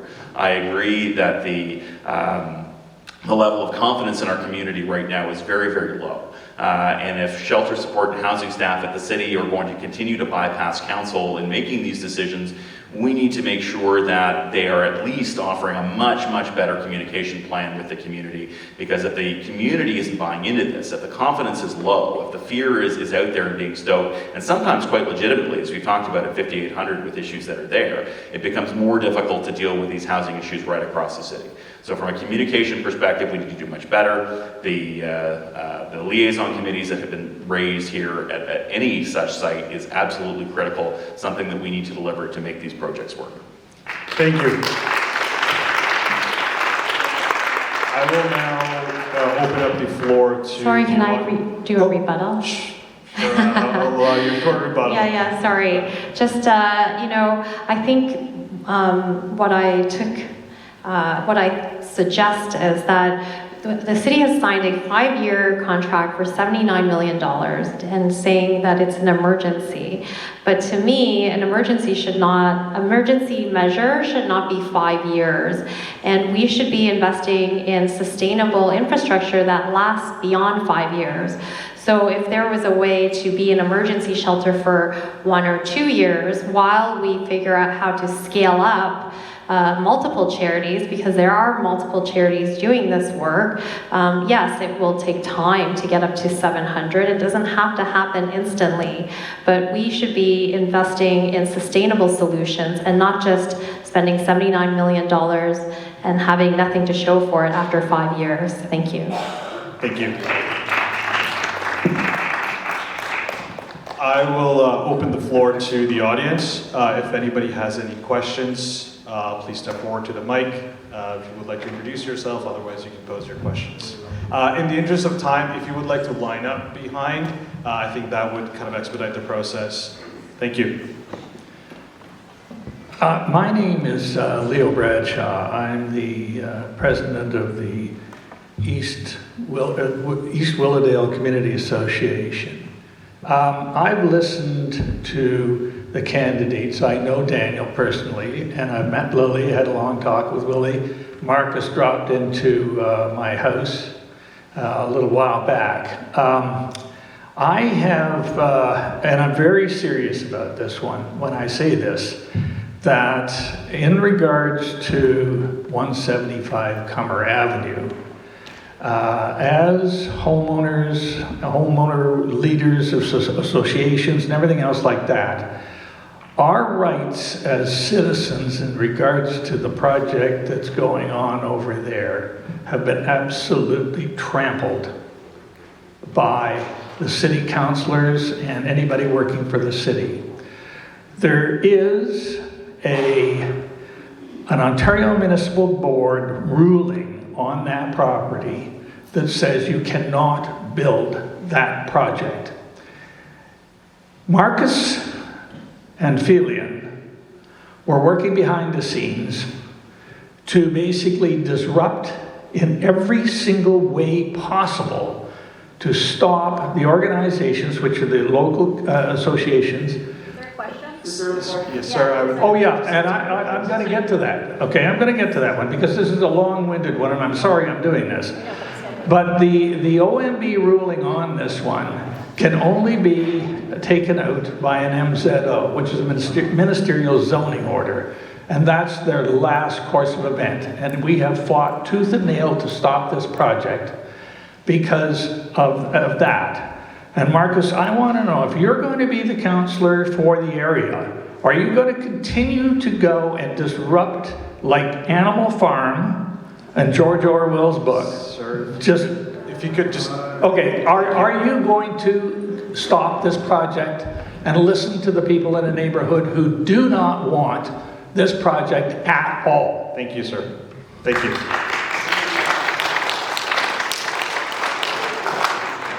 I think I've made my position on the site fairly clear. As many of you know, this has been appealed now. It will be going to the Ontario Land Tribunal to make a decision. If it comes back, council has made a decision on it. I think the question for whoever is elected is whatever the outcome of that OLT hearing happens to be, how are we going to manage it? How are we going to deal with it? How are we going to make sure that any disruptions that might possibly come from it are absolutely minimized?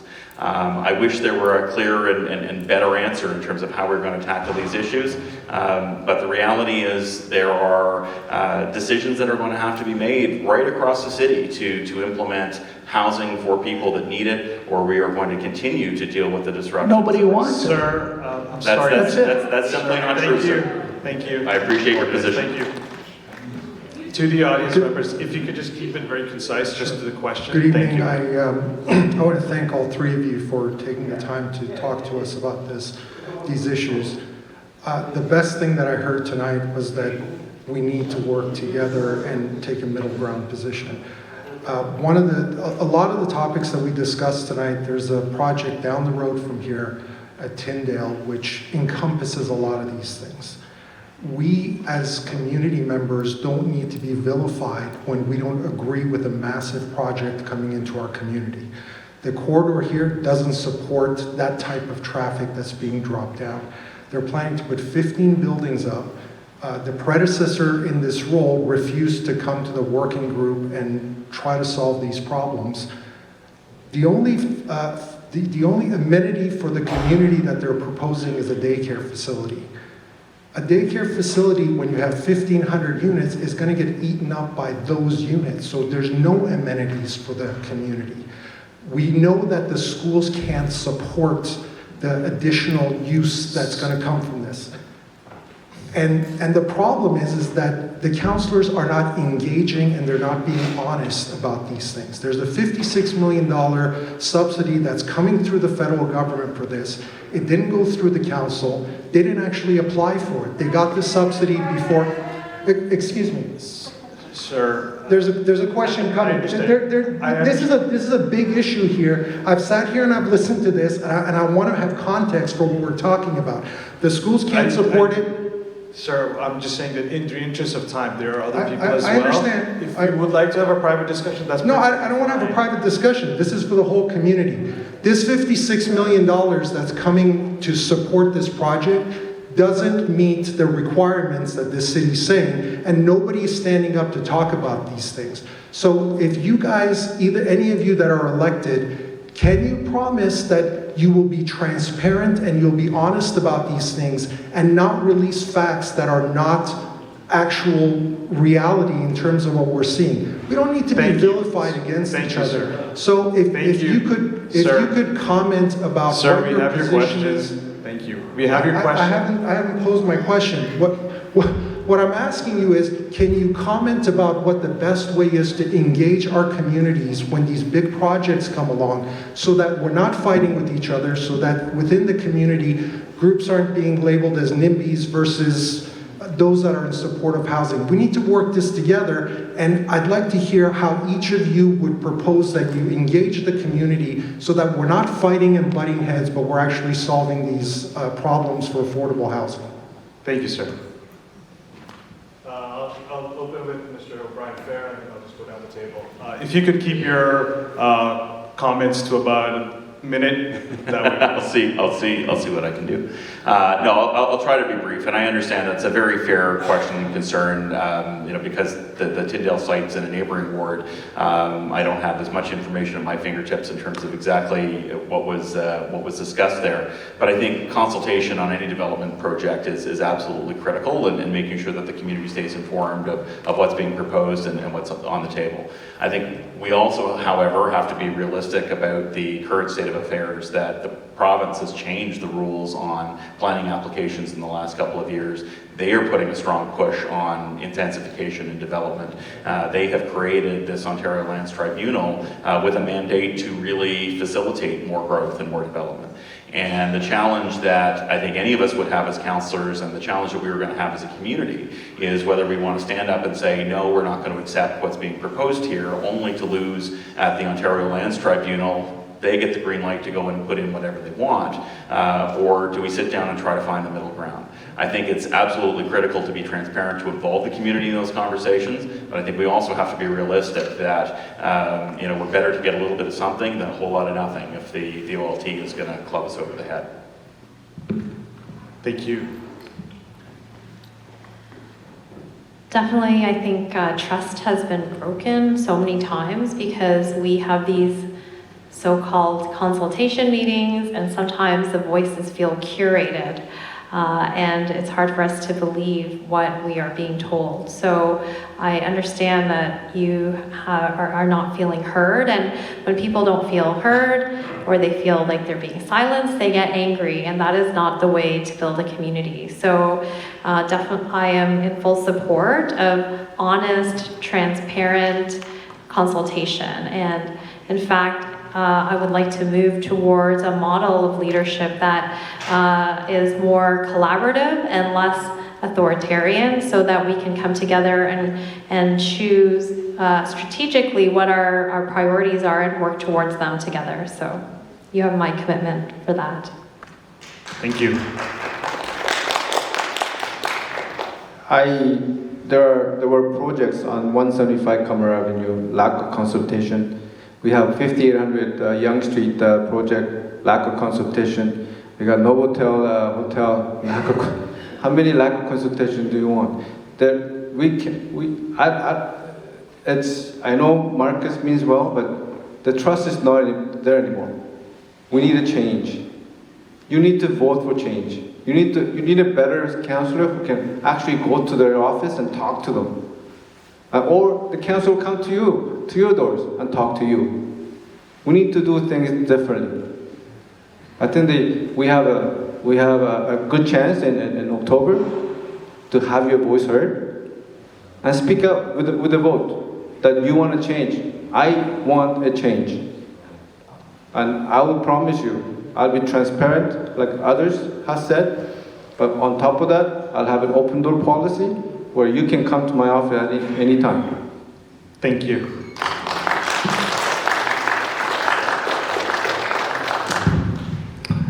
I'd like to first start off by thanking the two gentlemen before me who asked very good questions. My next question is directed towards Mr. Obrien-Fehr and also open to the other two candidates who can answer this question as well. My question is, and the preface is that I think all three of you agree that it's important to help those homeless people and the refugees settle in, and if they're homeless, transition to a better situation in life. Now, I think this question you may have not answered fully, Mr. Obrien-Fehr. So my question to you is, who's paying for all this? And assuming that you can ask the province or the federal government for money, what if they say no? What's your plan to pay for things? Because at the end of the day, there's a lot of things to fix, there's a lot of things to pay for, and to help the homeless people and the refugees, we got to pay for it.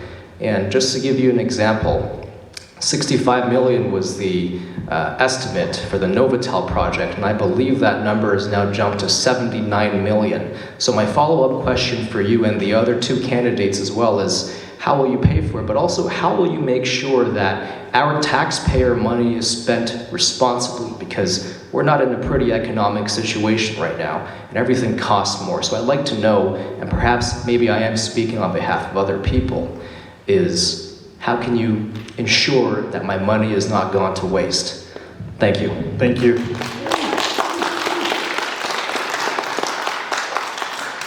I'm going to break that down into two parts. I think you've really asked two questions there. The first being about some of the housing projects in the area and how would those be paid for without support from federal, provincial governments. And the answer simply is that they wouldn't happen.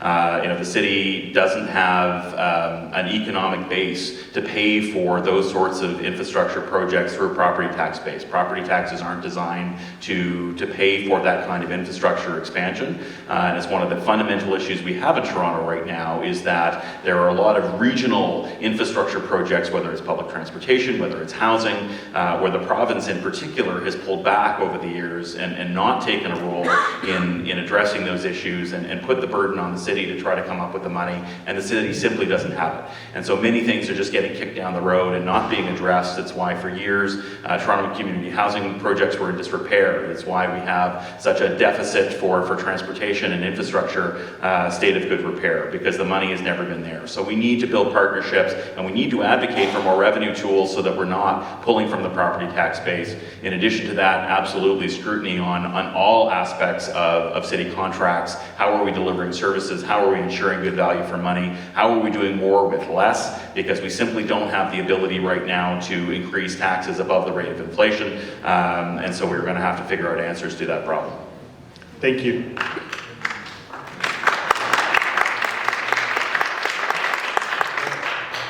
So I think that the mayors of all the big cities, so any city with over 100,000 people, which by the way, Willowdale has more than 100,000 people, all the big city mayors requested an emergency meeting with our provincial government.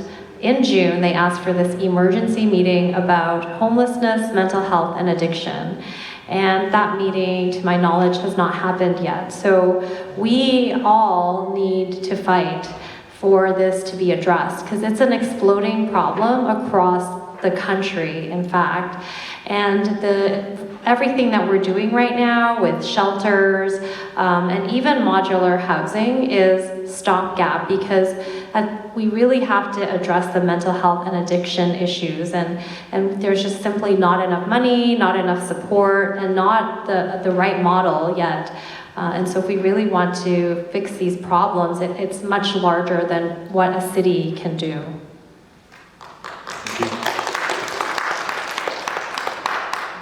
I even talking to people at the doors, like I said, that lady who cannot afford the property tax increases. I get it. Like you said, I'm a businessman where it doesn't make sense for me to spend more than I bring in. If not, then I'll go bankrupt. I believe that I'm the only candidate here that has run a business, a large business, where understands the balance sheets. I will not spend $60.44 million on transform Yonge Street, reduce the Yonge Street from 6 to 4 lanes. I would not, like Markus has said in his platform, get the development fees, pay for the childcare things. Those money are meant for our community benefits. Instead of property taxes, those money is supposed to build community centers, build affordable housing, build recreational centers, parks, children's playgrounds. That money is taken away from us to do something that we don't want. And that's serious implications on us. And we need to seriously look, do we really need to spend that much money on projects that most of our neighbors don't want it? Thank you, Mr. Lee.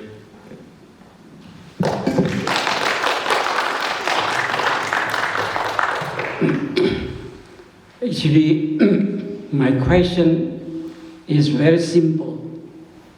I want to ask this gentleman and lady, if you are council of the Ward 18, do you want to talk, to consult with the people that impacted? If they have the opinion to say something, and because I am a rep from the 175 Willowdale Manor, I have written a letter to the government, to the city, that we do not want to build the modular housing in front of our building. I have written this one, and the people, the residents of this residence, being elected, you promise that you will hear, you will consult with us. But we put it on, nobody wants to hear us. Like a deaf person, they do not hear. But why? We want the answer for that. Thank you. If you have a lot of, we know that there are lots of problems in this living. But if it is important thing, don't put it away, just throw it into the trash. It is not the way. We have to be fair. Thank you, sir. That's it all. Thank you.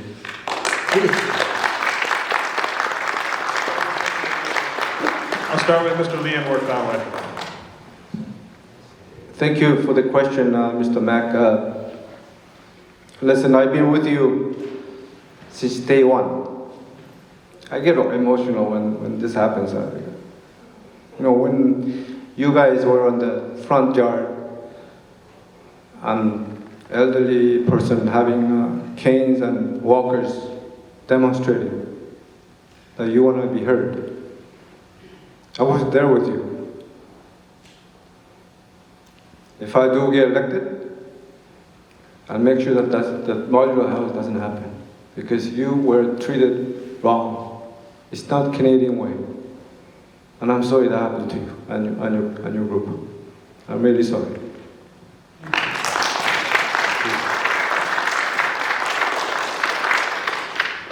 I am grateful for Vincent, and I also feel so sad that, he's in his 80s, and you can see how emotional and choked up he is, because he has felt like no one has heard him or his friends.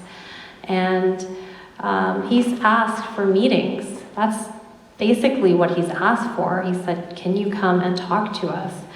And a lot of their residents cannot do online meetings because they don't have devices or even internet. So to have a proper meeting with the seniors, you have to go there. And it has to be multilingual, because there are a lot of the residents that don't speak English.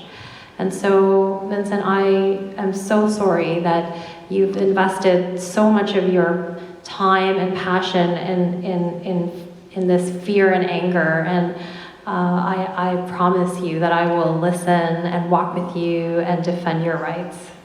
Thank you. And I too, my heart goes out to anybody who is taking the time to advocate so passionately for their own views and their own position. I think that is a critical part of our democracy.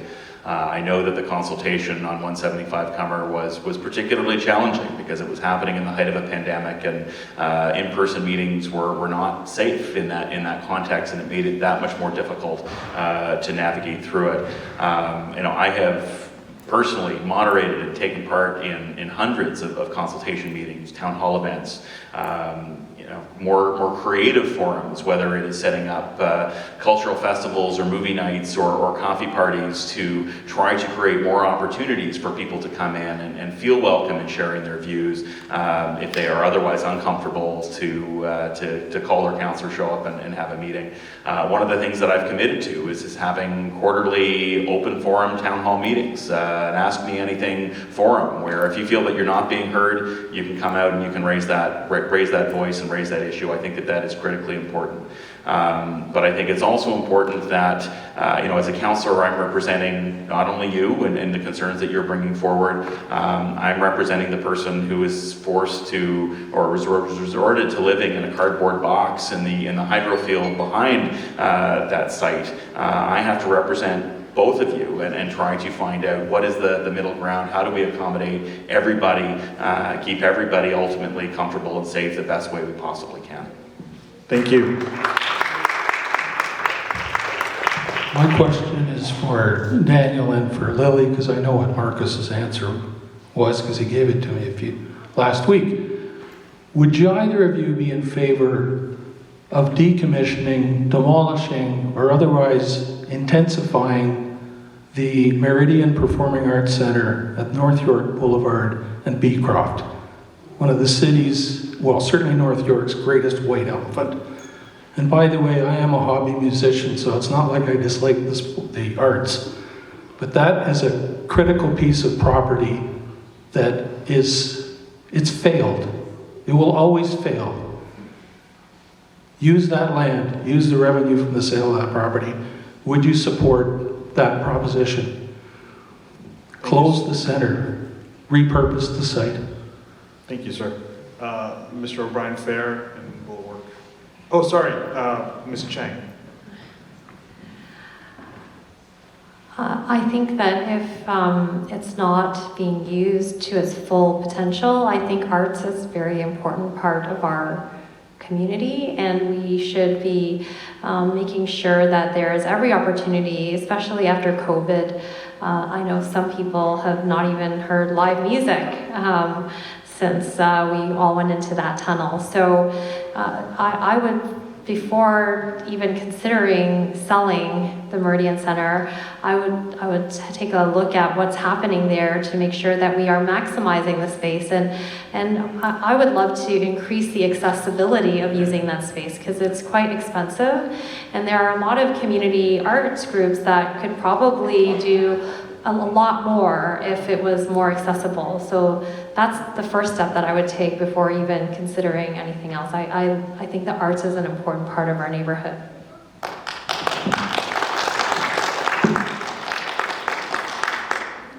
I believe that art is important. I believe that building is very important for our neighborhood. We need to make it happen, make it work. We have communities that's lacking space to do their programs. Like I'm Korean Canadian. We have seniors who is looking for space for them to practice their culture, their dance, and we don't have the space for them, right? I fully understand your frustration on getting the space utilized, but I think we can find a way with other cultural groups within our neighborhoods so that it can be used fully. I fully support the idea of keeping it as it is, as art, used for the arts, for the community, where our community can share cultural activities and festivities at the center.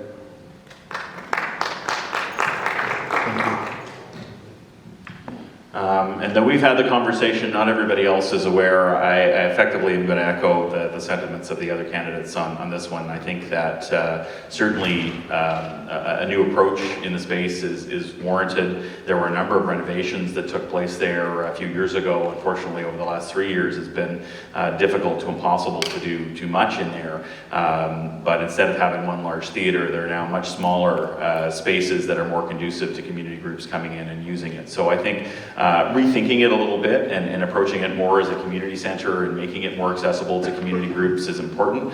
I think we've also talked a lot about walkability in the neighborhood and having destinations within the neighborhood that are walkable. So having opportunities for arts and culture and entertainment right in the heart of our community that is a walkable destination is important. And I think we need resources there to support it. I think there are a lot of arts and culture groups, as the others have said, that are looking for that space.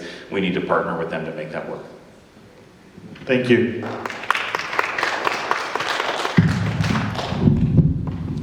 Hello. Sorry. I'm concerned about the lack of consult with homeless people in the community. It seems that this community is really interested in hearing from seniors, and rightfully so, but also the homeless people need to be considered, and I find it deplorable, frankly, that the Bayview-Cummer Neighborhood Association went over the municipal level and went to the provincial level to get an injunction on putting the modular housing in place. So I'm wondering from each of the candidates, have you consulted with homeless people? And also, what is your number one thing that you would do to increase affordable housing in the community? Thank you. Thank you. We'll start with Ms. Cheng, and then we'll go to Mr. Obrien-Fehr, and then Mr. Lee. I have spoken to homeless people, and the shelter environment was described to me as very intense. Living alongside addicts and drug dealers is what they said to me. It's very complex, and so they're not necessarily excited about living in a complex context. And I think a lot of us might know Wayne.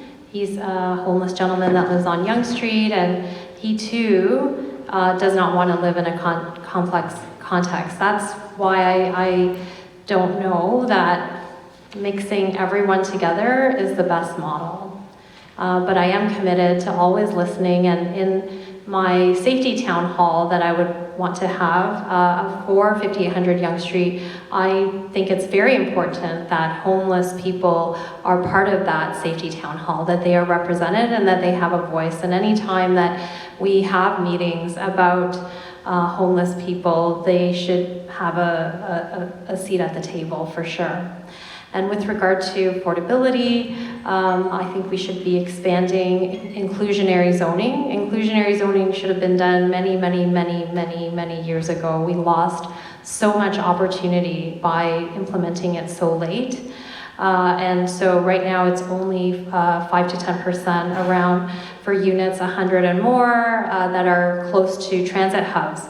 And I don't know why that is the way it is. I think it should be expanded across all of Toronto. Any new development over 100 units should have inclusionary zoning. Thank you, Ms. Cheng. Mr. Obrien-Fehr, and then Mr. Lee.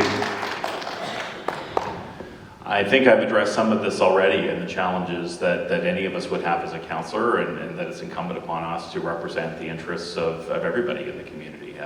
Not just those in closest proximity to a situation. So having to balance those priorities, I think, is an important part of the conversation. That's why these decisions are never easy to make, but it is important to gather all of that information, hear all of those voices, and understand that sometimes you can't fulfill everybody's expectation if progress is going to be made dealing with these issues and really trying to take a serious attempt at solving them.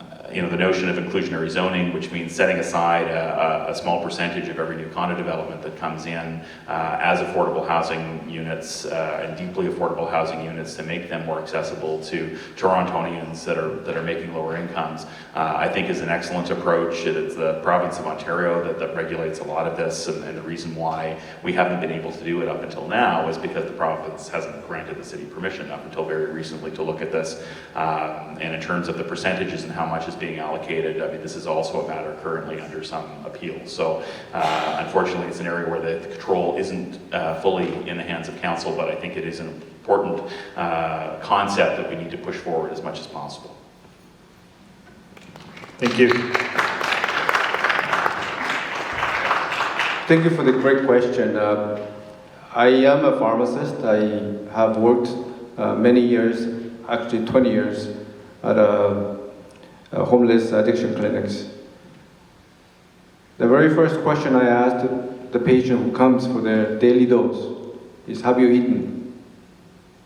And I have a piece of donuts in the back or muffin with a glass of water or a bottle of water, and I give them that first. Because you need to treat them as a person first. And that's the most important thing that someone can do. The one thing that I would not do is put the modular home in the parking lot.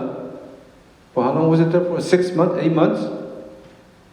That a homeless person could stay in there, was sitting in the parking. Now it's in the storage, where a homeless person can stay in there. Does that make sense to you? If they cannot place it over here, why not look at alternative sites where homeless people can stay? I don't, it doesn't make sense to me, so.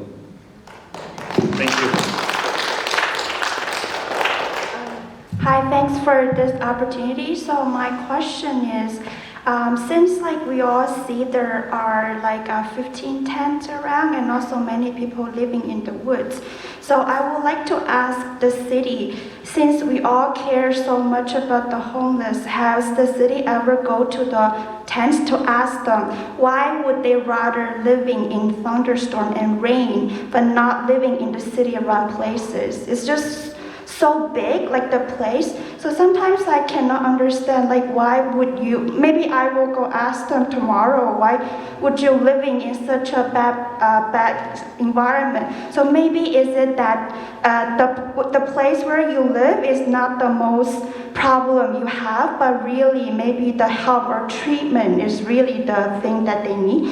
So that's my first question. So then, if it's if it's a bad show, whoever is running that place, then should we create a accountability mechanism? So maybe put the neighborhood or the neighbors in the board, create a board for that, whatever that facility is running that place, so that we as a community can help together to make this whatever running to run better, so those homeless people don't need to go out.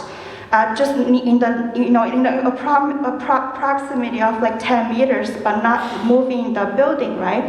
And then another thing I would like to propose is that, that's my question. Thank you very much. I'll start with Mr. Lee and then Ms. Cheng and then Mr. Obrien-Fehr. I wanted to learn something about the 5800 Yonge Street. So I have a Tim Horton close by on Wedgwood. Is it Wedgwood? Wedgwood on Yonge Street. Is that the one? There's a Tim Horton, and there's a young gentleman asking for money at the doors. He was opening the doors for people and he was asking for money. So I said, oh, have you eaten? That's my first question. Have you eaten yet? No, sir. How do you drink your coffee? Triple. Okay, so I go in, buy a coffee and a donut, and I give them the food first. And then I wanted to find out there's a shelter over there, 2 blocks away. Why don't you go to the shelter and get your meal? And you know what the first thing he said?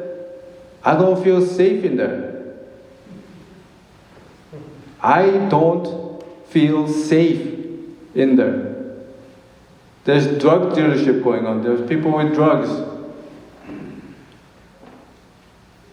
Just take that in. That's the situation over there.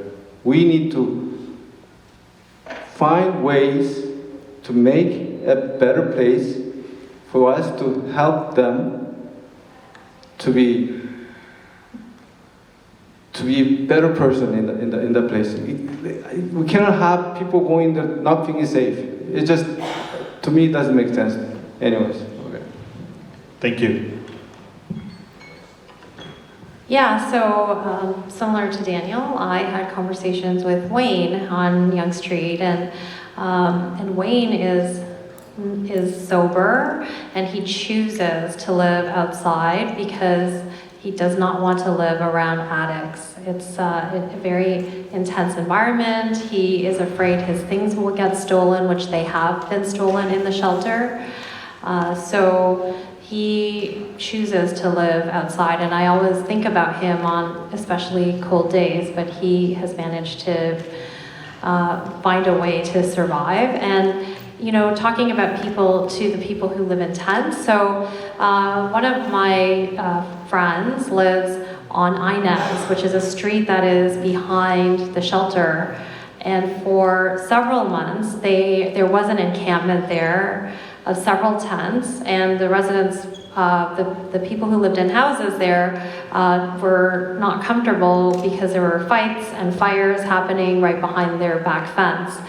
The city did clear the encampment, and part of that clearing did include workers talking to each of the people living in tents and connecting them to other services. So the city does have a process and is trying to help people who are in tents, but for some of them, it is a choice. And I'll give a shout out to some of my colleagues who did an immense amount of work with the city's Streets to Homes teams, not just in dealing with the encampments, but on an ongoing basis, responding to issues where there are those camped out on the street or in public places, to make sure that they are offered supports and resources to help them off the street wherever possible. You know, I think the issue has come up, you know, just dealing with mental health supports, dealing with addiction supports. There are a lot of issues here in play beyond just where individuals are going to be housed, and a lot of that is part of our healthcare system, which is not an area that the city has a lot of direct control, but we need to take a holistic view of this. You know, the city's principal role is in providing the shelter and providing the housing.